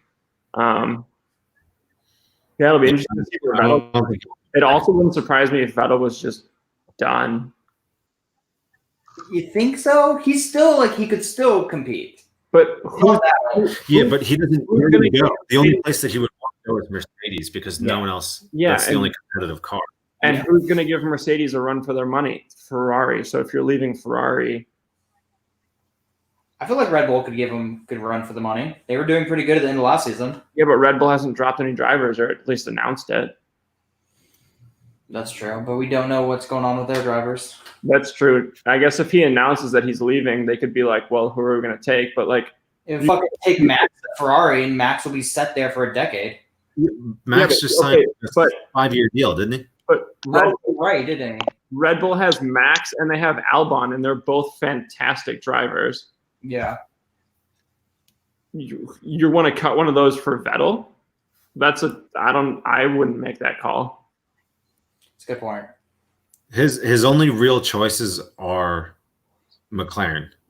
That's his only, and like I don't think he's going to want to move to the midfield. He's going to want to compete. So yeah, they've had too much bad luck with reliability. Yeah. So he might even take. If anything, he'll take a year off or just retire. But yeah, retire and then go dominate. And like, I mean, coming from F1, you could go to WEC and get a seat with Porsche or any top team, or just do like the German F1 driver retirement job and go to DTM. But DTM's falling apart at the seams, so he can't even go there. Yeah. Was it Audi is the only one left, or BMW is the only one left? Well, did they like completely merge it now to just be like Super GT, or how did that work? I thought they were supposed to do like a merged championship or something like that, and do. Yeah. They did like an exhibition race where it was like both Super GT and DTM, and it went fairly well, but I don't think anything. I'm not sure if anything came of it. Gotcha. It makes sense, but I'm not sure how Audi will be the only car in DTM. It's not going to be very exciting. Yeah. They'll rack up the wins, and they'll just say, like, after a couple of years, they'll say that they're the most successful maker in DTM history. And it's like, yeah, well, that makes sense because there's no one to compete against you for however many years. No offense to anyone listening, but that's why very German. Harley Davidson says it's the most successful motorcycle manufacturer. That's because no one was competing against Harley in flat track for 30 or 40 years. So it's easy for them to rack up all those wins. Yeah. Yeah. Cool. Does anyone else have any questions? I've got a few, but Jeffrey? What car that you've owned do you regret having the most, and which one do you regret selling the most? Which one do I regret selling a 2007 Isuzu Trooper. I really like that car. It's the best SUV I've ever had. Wow. Yeah. That's bold. I don't regret having any of the cars I've had because I've thoroughly enjoyed all of them. Which car have you owned that you've hated the most? I've had a fairly decent track. I hate the Mark II just because like it's a pain in the ass and like there's always something wrong with it, but I love it at the end of the day. You still own that car? Yeah, it's in the garage. I thought you sold that. No, it needs like a motor realistically, but Steve's probably has a like 0 mileage motor for that car. No joke. Okay, I need to call them because like it literally just needs it needs rings or a head gasket, and by the time I do those and put head studs in it, like I might as well get a new motor for it because cost wise it's the same. When I worked there, I sold a guy with a Mark II Jetta, a 0 mileage crate engine that we got from VOA, and he was like fully restoring the car. He put like $12,000 or $15,000 into this car worth like $1,500. Okay. Completely mechanically restore it, and the engine was cheap relative to everything. But if you want like a good low mileage engine, that's a good option to look. All right, so we need to talk after this, and I need to call Steve's. Essentially. Yeah. Hit up JD up there. He'll good care of you. All right. Yeah. I regret selling my Raptor. Really? Because they went up in value after I got rid of mine. Did yours have the V8?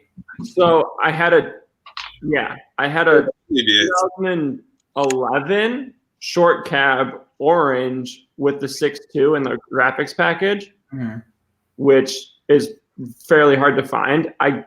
bought it with 50,000 miles on it for $32,000. Sold it with 85,000 miles on it a year and a half later for 27. And like that low mileage of a truck, like nowadays is like 35, 40K all day long. That's crazy that 80,000 miles is considered low miles on that truck. Yeah. But paying for gas at the time was not fun because gas was $3.50, $4 a gallon for premium, and it averaged in 35,000 miles, 11 and a half miles to the gallon. Oh, cool. Yeah, that'll do it. Do the math on that fuel bill. Yeah, I got rid of that thing real quick. But it was fun because I'd see a bump and I'd just floor it because it'd be smoother over the bump at higher speed than at lower speeds. Nice. I was down at Baja and I for the race, and I saw someone had a custom Raptor. It was like a dark metallic forest green with like a custom cab to the point where it looked like what the Bronco should look like if it were to fit with everything else. Oh, I've seen I thought it was just a custom Bronco, but it was a two-door Raptor with a sick paint job. That's awesome. Yeah, Raptors with like those bed caps on them look sick. Yeah, because they look like that's what a modern Bronco should look like. Yeah, or like an Expedition on steroids. Yeah. Did you guys see that Ford just trademarked the Excursion again? What? Just renewing. Are they just holding on to it, or are they actually going to put it to use? I don't know. I bet you they're just renewing the trademark. Really? Yeah. That's such a huge vehicle. Like that's I couldn't imagine. Yeah, I couldn't imagine anything being bigger than what the Expedition now. Expedition's huge right now. The Expedition Max, like right now, is probably the size of an Excursion. Yeah. I think it'd be The real Excursion would just be a bluebird yellow bus. if you put the two of them next to it. One of my buddies had an Excursion with like the turbo diesel in it, and they literally called it the spool bus. Those are so cool. Tuned and all that. This is the last car I thought we'd be talking about tonight. Excursion. I'm geeking right now. I love the Excursion. They're cool. With the underpowered Triton V10. V10, yeah. Oh my God, my neighbor had one of those as a kid, and I used to think there was like a sports car coming or something. No, it was just this thing trying to get up to 30. Like it was like what? Look at the fans were going. Yeah. Triton V10. My mom drove a like a 2003 Expedition when I was a kid. Yeah. We had one of those too. It was Big Red is what we called it, or the fire truck. And that thing, like, we would take out the middle row of seats and just have like the third row of seats in the back. And like all the time. Yeah, and then you would roll with like this wide open area in front of you. I remember like like room for days. Yeah. A Smash Mouth or no, a concert with that thing.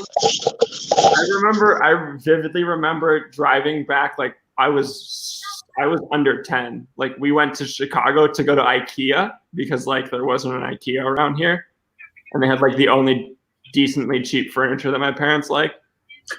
So we were coming back from there, and I remember like being tired, so we just folded all the seats down. And I remember being like 7, just sprawled out in the back of this Expedition, just asleep. Yeah. No seatbelt, nothing, just laying down in the back of the car. Just like surrounded by particle board, just waiting for a wreck, just a grenade particle. Yeah. Waiting for those Firestones to pop. No, actually, I don't think we had anything with us. I think we shipped it all back, but like, yeah. I've got mine for my car. So I have a motorcycle, and you guys. Your audio is kind of weird. Oh, okay. No. I don't know if it's like if are you on your phone or your computer? Computer. Okay. Is that better? Yeah. Okay, sorry about that. The car that I hated / motorcycle was a love-hate. I had a red Ducati Monster 696, and I dumped money into this bike. It had MT60 RS tires. It was like a knobby, like kind of urban off-road monster thing. It just kept like having problems. It was like the worst. It was the worst ever because it was so much fun to ride, and I always wanted to ride it, but it felt like it just was in the shop more than it was like on the road. So that was kind of one of those like situations where it was like a love-hate thing, because when I did ride it, it was fantastic, but the other 75% of owning the bike was just a nightmare. The other 75% of owning the bike was in the shop. Yeah. So that was that one, and then I regret selling. I had a, That was it. Yeah, that was.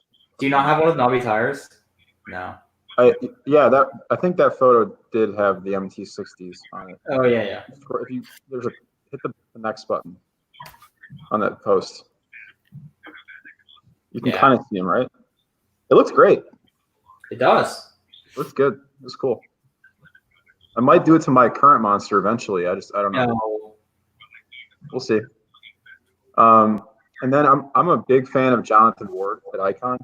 So it's called derelicts, kind of like old, like downtrodden cars that have been sitting in deserts and like fields. And he puts like brand new chassis and powertrains in them.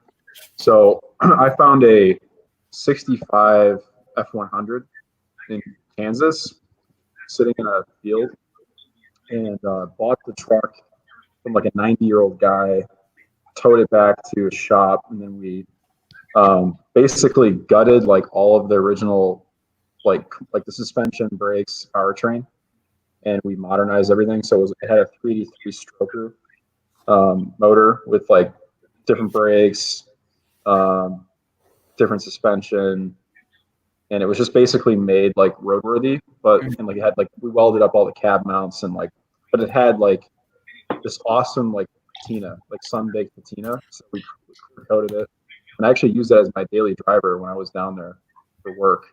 And when we moved part of our operation back to Michigan, I had to sell the truck or take it with me. At that time, I didn't have space for it, so I ended up just selling it to a friend down there. But I regret selling it because it was kind of one of those things that's like, I'll never have the story or opportunity to probably pull a car from its grave in like over a 5-month period. Cool. Store it and drive it every day. So that is really cool. I got a picture of it. But is it on your gram? No, I deleted all. This is so like weird. I deleted all the photos on Instagram of it because I didn't want to look at it because it made me so sick. I was like, oh, it's like I missed it so much. Oh. I just didn't want to like be in my feed and see that truck. It made me so sad. It was like your ex. Yeah, it You was couldn't kind of like keep one of those seeing it. situations. The truck was so funny.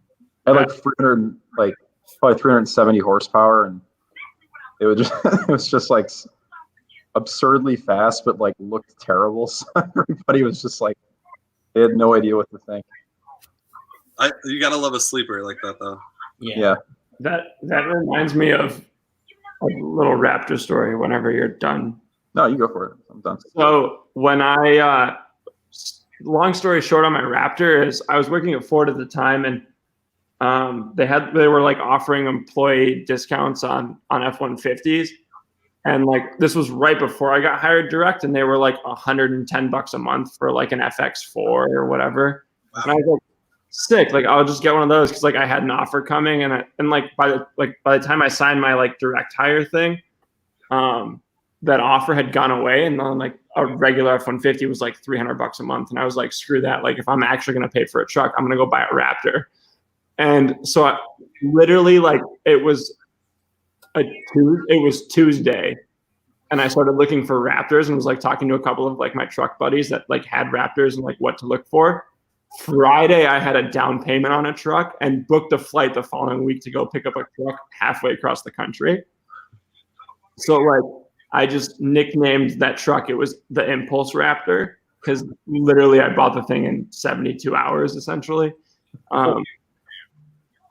And I left like I had like little hashtag like Impulse Raptor sticker, like vinyl graphics on the like really small on the back like fender. And then after I sold it, I didn't take those off. I just figured like the next owner or wherever it was going would take them off. And then I get this DM like a couple months later, like, hey, like my uncle bought your truck. Like, I found your hashtag. Like, what's everything wrong with this thing? And I was like, I just didn't respond. He's watching now. Yeah. Wait, can you this? Oh yeah, that's sick. That's fucking That's sick. Let me see. Yeah. It's got some hella character to it. Ian, that is so you. Yeah. Do you have any interior photos? See how the motor is like brand new, everything's ratty. Like, Look at that huge filter. So cool. Yeah. Oh, Do you have any interior photos? yeah, it had like a Mexican drug rug in it. Like I use barnwood. Yeah. That's tight. For the bag. And So then, cool. hang on a second. I think I got one interior photo. It was really gross. I tried not to spend very much time like looking at it. So it had like, if you can kind of see, it had like this, like I really. can hardly hear you. Yeah, I can't hear you. Man, is that better? Yeah. Yeah, you just gotta yell. Yeah, that was fun. It's a fun truck.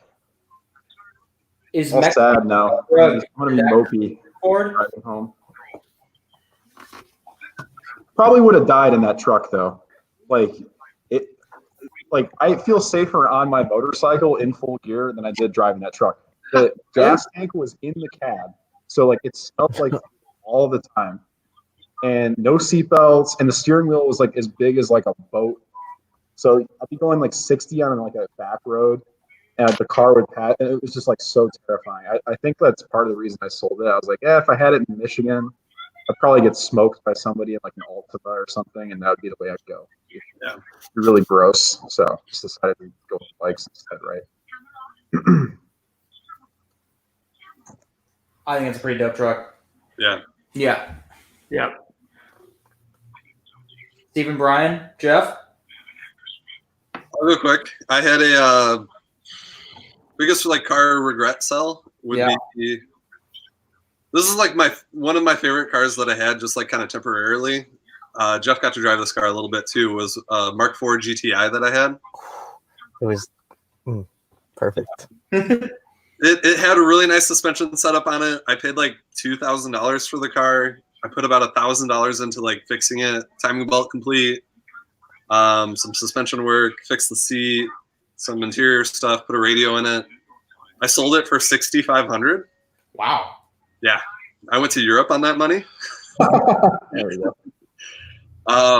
Yeah, so I went to Europe for like 2 weeks, literally off of this Mark IV GTI. So, and I drove it for a little over a year, and then towards the end of that, I used it as like my loaner car for my friends, because I had the Audi at the same time too. So, like Jeff got to drive that thing for a bit.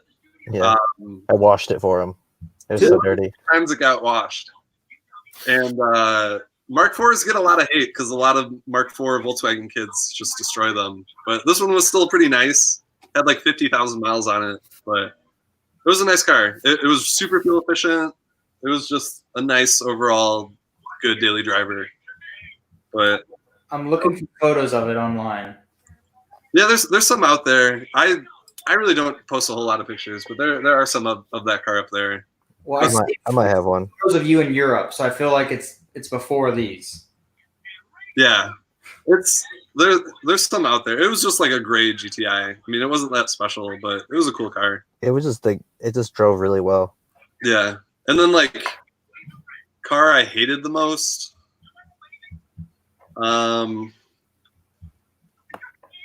I don't know. I've rebuilt this car like twice now, and I'm like kind of getting frustrated over it. That's always the worst when you start replacing stuff for the second time.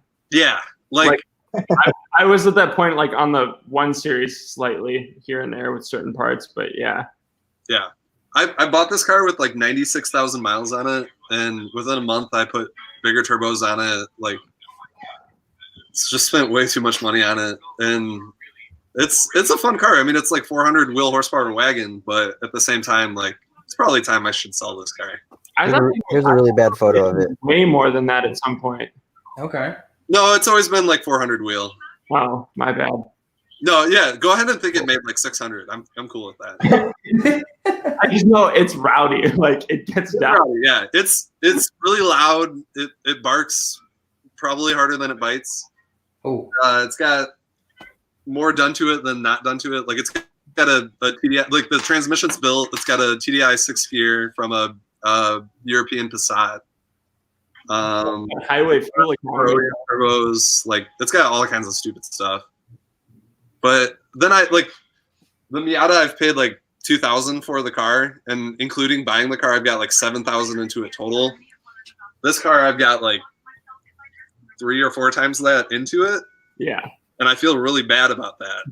Whereas this car, I have so much fun for like $0 hardly, and I'm still having fun with it. And it's a Miata. Like I feel stupid half the time, but like when you're having that much fun, it doesn't matter. Yeah. is Miata always the answer? Yeah. I feel like a Miata, like that says a lot. Find out Remember when you were a kid and you first like went to the go-kart putt golf place and you got to like drive a go-kart and you were like, oh my gosh, this is the best thing ever. It handles like nothing else, but you're like, I wish it was a little bit faster. That's what this car is. Really? It's very good. But Like, it's turbocharged, so it is a little bit faster. Joe, I'm coming over tomorrow. You're driving the Miata. I'm afraid of what that means. I know what's going to happen. I'm fucking dumb with money, and I see something, and I experience it once, and next day I'm getting one. I'll trade you for the V2. No. That's not even close. Joe, you want to drive my car? Get you in that Subaru gang. Gang. No, I don't vape. So. In before the Ringlands go. Yeah, gotta do it now. The one thing about Subaru though is their like enthusiast owners thing is pretty awesome. Like tell them all the free stuff that you get. Oh, yeah. I'm a Subaru ambassador, so just get a bunch. Like today, I actually got a package where just like a new shirt, and then it had like a little note, and then it has like sanitizer and like a wipe for your phone and stuff, and then got a bunch of like dog toys. From and Subaru? Yeah, and he gets that like once a month. Yeah, and then you have like a stipend per quarter, depending on like how active you are within it, to where you can buy gear like for yourself. You can buy stuff to give away to people. So it's like I have some stuff. I used to like always have it in my car when I like drove a lot more, and would just like if I saw another Subaru, I'd be like, hey, and just like throw them like a Subaru water bottle or a shirt or a hat or something like that. And then like I bought a bunch of stuff for myself of like clothes and like dog toys. It's cool. That's amazing. Now the real question is, do they do group buys and jewel pods and vapes? That's part of the starter kit. Yeah, I would imagine that's like there's usually like a complimentary jewel pod pack in every one of those little packages. Mad vape clouds. Yeah. I'll never forget. I was watching it was Formula Drift Long Beach like a couple of years ago, and there was like a couple of minutes of downtime like between drift sessions. Mm-hmm. The crowd, like the camera like pans over like the main stadium crowd, and like everyone realizes they're on TV, and you just see all of these vape clouds instantly. Like the whole grandstand just like lit up in this cloud of smoke. They're like, bro, we gotta show them. What are they showing us though? Like, really? At the end of the just water vapor, dude. It's just water vapor. That's all. They're running super rich. They just go. Yeah. Miata or Subaru? All right, I gotta you want to do. I'm not getting involved. Why? Ian's so against the Miata. Ian, I'm not. If you want to be like kind of smart, get a 124 Barth because they're turbocharged already. So you just throw a bigger turbo on there. Yeah. You talking to me? No, Joey. Oh, I was like, I love Fiats. I love them. Jeff has tried to talk me out of one for so long. I want a 500 Abarth so bad. Get a 124 or what? Is that what Yeah. Yeah. I should know this. if you buy a 500 Abarth, I'm gonna come to your house in the middle of the night, and I'm gonna like cut out like a bunch of black like card the cardstock paper and make a beard for it because you're kind of like a human 500 Abarth. I feel like, and then I want you to come out to the car in the morning and just have like a Joey beard. like on your 500. That would, for me, like that's not that funny, but to me, that's the type of shit that makes me. I was gonna say, if you can we like pick it up and just like put it in the neighbor's yard? Put it in his backyard. Yeah. Are you saying you don't like this? You're like, oh, I support that. That's what I'm saying. That's what I want to do. But that's a Fiat 500 plus 15K. Yeah, that's not how they come. Like you have to do all that. And at 30 to 40 grand, I'm spending my money elsewhere. Yeah. Yeah, but this one's lifted. Like you could have like 6 Miatas. Buy a Miata and lift a Miata. Yeah, the Paco Motorsports kit is like $250 to lift one. My buddy Chris has a Miata and it's lifted. It's on like 31s or 30s. It's sick. Is it turboed? No, not yet. Does it have fenders? Yeah. There's one in like Waterford that I would see on 75 coming home from work when I worked out that way. I don't know if you guys can see my camera, but this thing is. Yeah, that's sick. That's nice. Right? That's sick. I thought about doing it. I still kind of want to sometimes, but I like going around corners. It's dope. And then his like daily driver is What is it? Is the lifted Via Cross. Oh, I've seen that one. Yeah. I've seen that car on Belle Isle. Yeah. I have a picture of that car. Yeah. Yeah. That thing's sick. It's so dope. The Via Cross was a weird shoe car that did not get enough love. It had carbon fiber interior trim. Really? Yeah.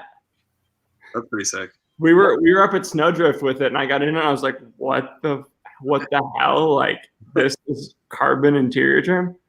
And then, like, so he works for us, and then, like, a few months later, we had another guy, like, out of Boston, and he also has a lifted Via Cross. So there's, at any given time, there's at least one lifted Via Cross in our parking lot at work. It's That's a good sign of, like, true weird auto enthusiasts. Yeah.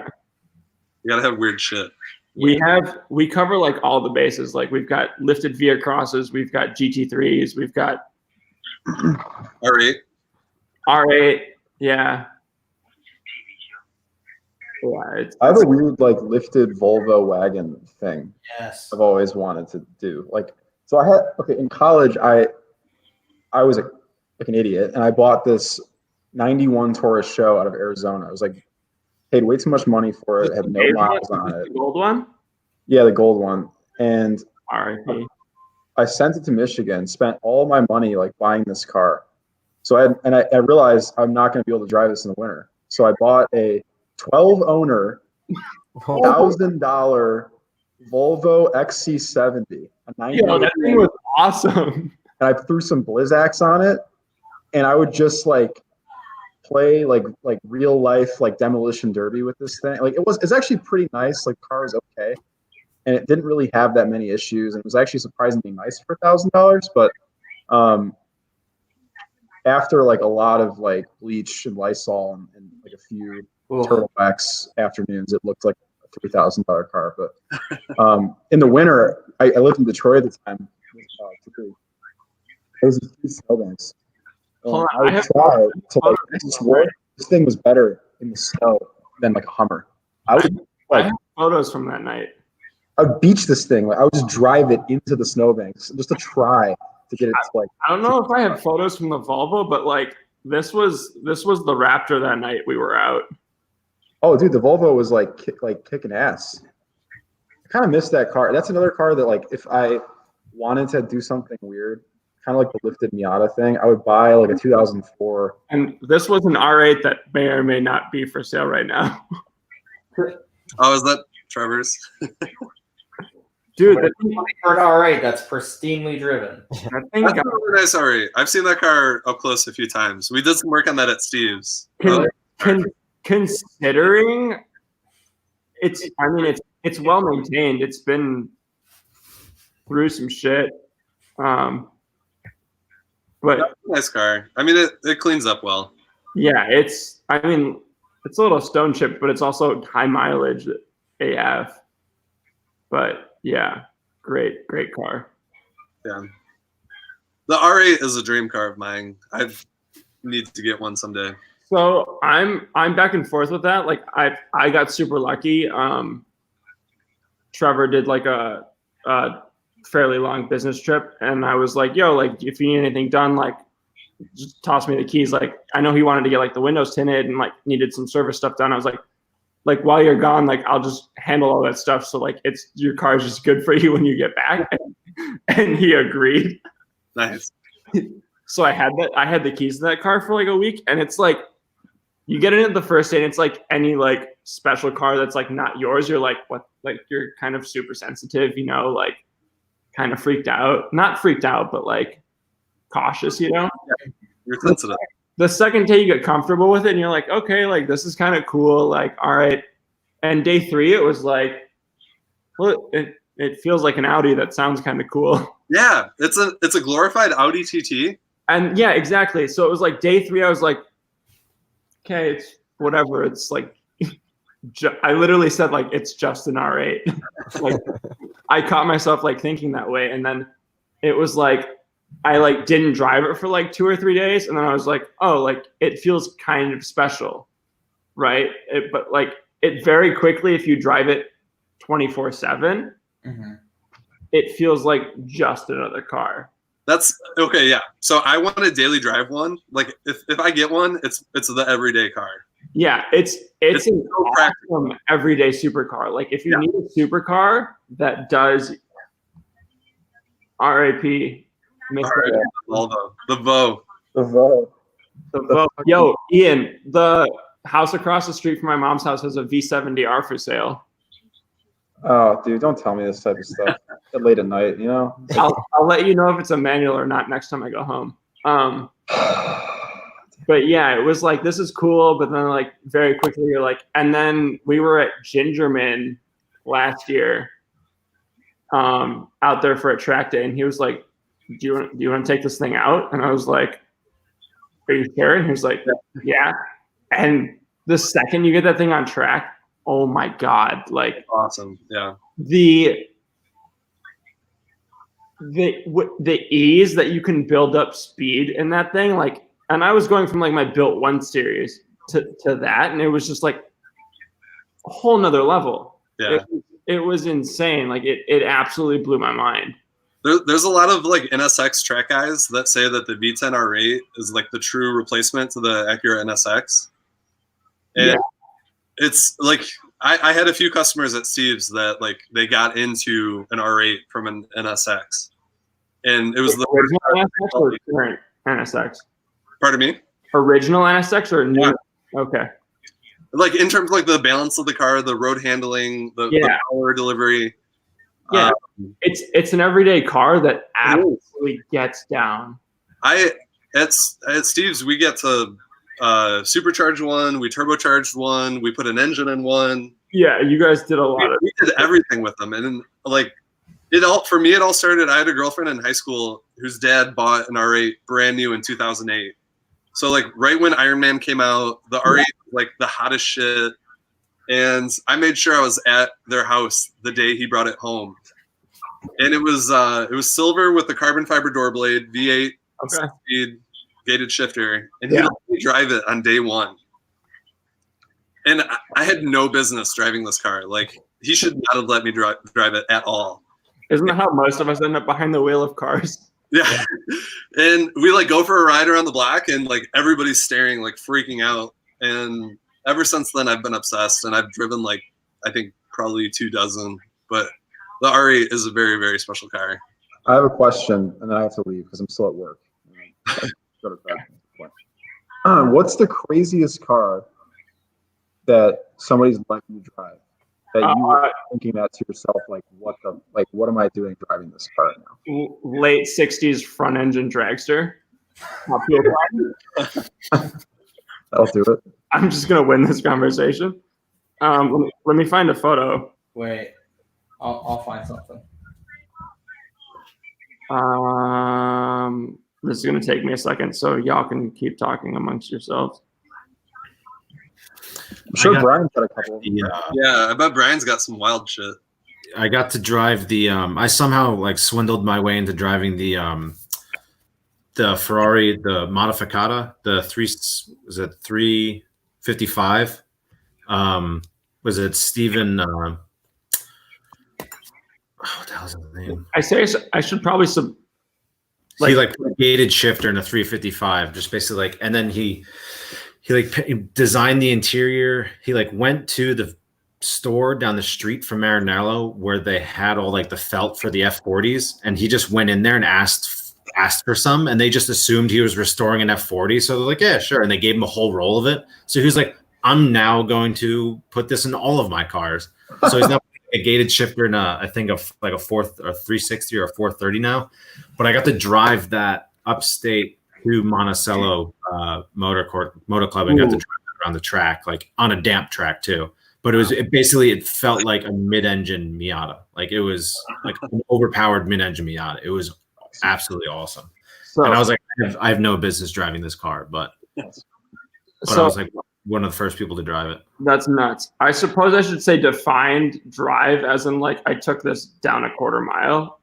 Because this used to be my dad had like a midlife crisis, and this was our top fuel 60s front engine drag car. Amazing. And I was maybe 16. I think I might have been 15 at the time. And I idled this sucker down a quarter mile. And at idle, it runs like a 10-second quarter mile.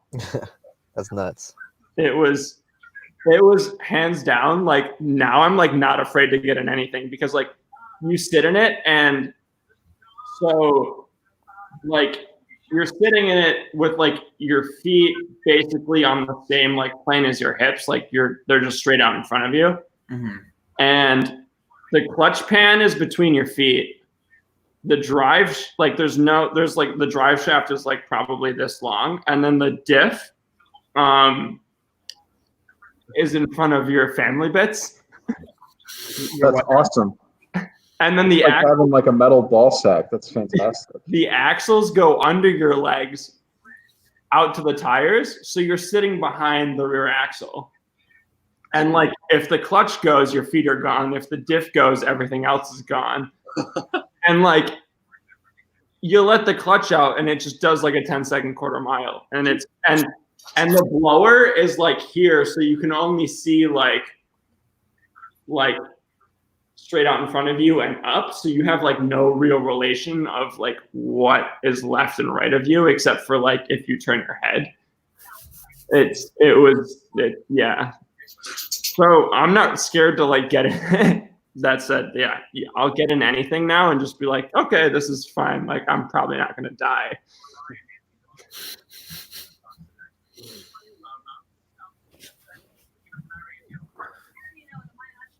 Who's next? I need to hear all of them. I'll go real quick. I drove the Lotus Avaya a little bit. Ooh, that's cool. That's the $2 million car that scared the shit out of me, because it's like $2 million car. How far did you drive it? Like nothing significant, and it's not even like it's our rolling prototype, so it's not like a full functioning vehicle. There's like 3 full functioning vehicles, and they're only in the UK right now. But I drove the one that's like been doing the whole like national tour. Supercar Blondie drove it, so must be real. Then. That's a really low key. Like, I don't know how she did that. Sorry about that. I'd say I drove a Demon a couple years ago, and that was terrifying because the guy that owns it, he used to have like so he bought an SS Camaro and then had it built by like Hennessy in another place, and then I was like, why didn't you just get like a ZL1? He's like, well, I wanted black with white racing stripes and a convertible. He's like, and I couldn't get the ZL1 like that, so I drove that. And then he liked how I drove it. So when he got the Demon, he's like, you got to come drive it. And then like I have a video where he's like, when I say go, he's like, you put that fucking pedal to the floor. And like, and it's like brand new Demon. I was like, all right. And then so we're just owner thing to say. Yeah. And, yeah. And so yeah, there's a video where you like floor it, and I just go for it. And it was a little wet out, so it was kind of terrifying, but it was. Did you get the front end to come up? No, it wasn't. it didn't have all of the demon crate stuff on it. Gotcha. I have a family friend like that. We were up north, and he was like, "We're gonna go to dinner." He's like, "You can drive back," and I was like, "Okay." He had a CTSV. We're on the way back, like going down 75, like way up north somewhere, and he's like, "Hit it," and I was like, "Okay." So I was like third gear, like through third, like into fourth, and I'm just like cruising. I look down, I'm doing well over the speed limit, and like he's just chilling in the passenger seat, like happy as can be. His wife's in the back seat looking at me like, "What the fuck? Like, how fast are we going?" So I drove down to Charleston in a CTSV like 2 years ago, and that thing like may or may not be like planted at like 110. Like you can put it in cruise control and it's fine at 110. Oh, yeah. I might have doubled the speed limit with them in the car. Yeah, it's like there was. I remember like we were going around town. Like when me and my brother were about to leave my sister's in Charleston, we were like packing up the car, and I thought I saw something in the rear tire, and I was like, "Nah, I'm just gonna ignore that," and I'll just pretend like it doesn't exist.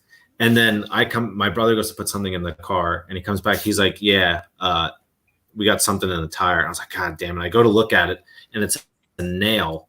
But the thing is, it's not in like that. It's completely like 90 degrees, like, and I was like, "What do we do?" He's like, "Well, pull it out and see what happens." And it went into such an angle, it was just in the tread block. And I'm like, how does that happen? And basically what happened is when you fishtail and just came and like picked up the nail, went like that. So it's like the only way that nail got in that tire is because it was sliding sideways. That's awesome. But that's the way that I didn't get a puncture with that car. That's awesome. All right, Joey, your turn. When I was working for Mercedes in New York, we had full access to press fleet, which was fucking amazing because I'd never seen that again. I had the Mercedes Maybach, the S-Class, when it first came to the U.S. I was the third person to drive it. And me and Brett, the individual who was on before, we had access to the car to make a bunch of vines. So that was cool. Really dating yourself. You're showing like the timeline. Yeah. So this is like 2014, 2015, like right when that came out. Stunning. And then we sat in the back seats, both of us, behind a gym while we were supposed to be working, and took a nap, had the legs out, had the massage. It was. We were pretty happy with life at that moment. And what else? My last week at Mercedes in the U.S., my good friend Mark, who's like the GM of Mercedes, handed me the keys to an AMG GTS, and I was like, well, what do I do with this? I was like, I don't have a camera or anything. He was like, this is just your car when you're in Atlanta for the next 4 days. I went through 3 tanks of gas. That's awesome. That was sick. The AMG GTs are sick. They're sick, and they're dropping in price in the used market, and like kind of interesting. Yeah. Someone said the number like 65 grand or something like that. Yeah, They're like one of the only things that makes me go, would I buy that over a 911? yes. The GTR was absolutely awesome. The one thing I don't like about the AMG GT or the SLS is the center console feels like it's this wide. It is really big, but like You ever been in a Hummer? interior. I've been in a Hummer. I can't touch you from the passenger seat. It's nice. I don't know. We had one that came into Steve's. The guy had like $15,000 worth of wheels on the car. Like the thing was awesome, and we got to do like a few things to it, and it was it had like a full Wisec kit on it. Like this thing was situated, and he was like, the silver one that I see in Birmingham all the time? huh? Is it the silver one I see in Birmingham all the time? Maybe the guy lives on the west side of the state. Oh no. But he would like drive to us just for us to like adjust his ride height and like do some performance stuff, which was cool. And like he was a weird guy, but like really interesting guy too. But yeah, he was like, go drive it. Like I had to give him a ride to the gym close by, like the LA Fitness, in the car. And he was like, would you drive this back? Like really punch it. And I was like, Okay. okay. Yeah, when I had the GTR on loan, we got to we took it up to Lime Rock to do a shoot, Mhm. And I was like friendly with the people there, and there was nobody using the autocross track. So we basically just got to take it on the autocross track and basically just like beat the crap out of it That's awesome. in the afternoon. Yeah. And then I got to take it on the actual track. And then I drove it up to Boston and got a ticket on the way up to, actually I got a warning on the way up to Boston, but Yeah. I did become friends with the Chief Stady of the Boston State Police. Nice. That's good. He basically, I got out of a ticket because he recognized me from Instagram. I was like, fucking sweet. Hell yeah, that's called He's like, influence. are you Brian Campbell from Gear Patrol? And I'm like, yeah. He's like, oh, I follow you guys on Instagram. I'm like, oh, thank God. I'm like, on Instagram, then out on the road, right? He's like, yeah. So anyway, I got you doing this, but I'm just going to give you a warning. Anyway, how about this car? This was Trevor. This was like back high school, like maybe freshman year of college. I was working. I used to work like do valet parking for private events and stuff.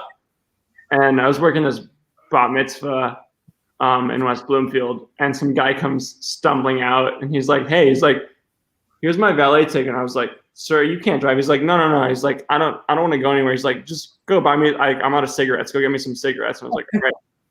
Gives me his keys. He's like, pull up. It's like a 5-liter Mustang. Like it was like one of the new ones. It was like 2010, maybe 11, whatever. Like first year of 5 liters. I pull up and I like roll down the window. I was like, "What kind of cigarettes do you want?" And he's like, "Marlboro, whatever."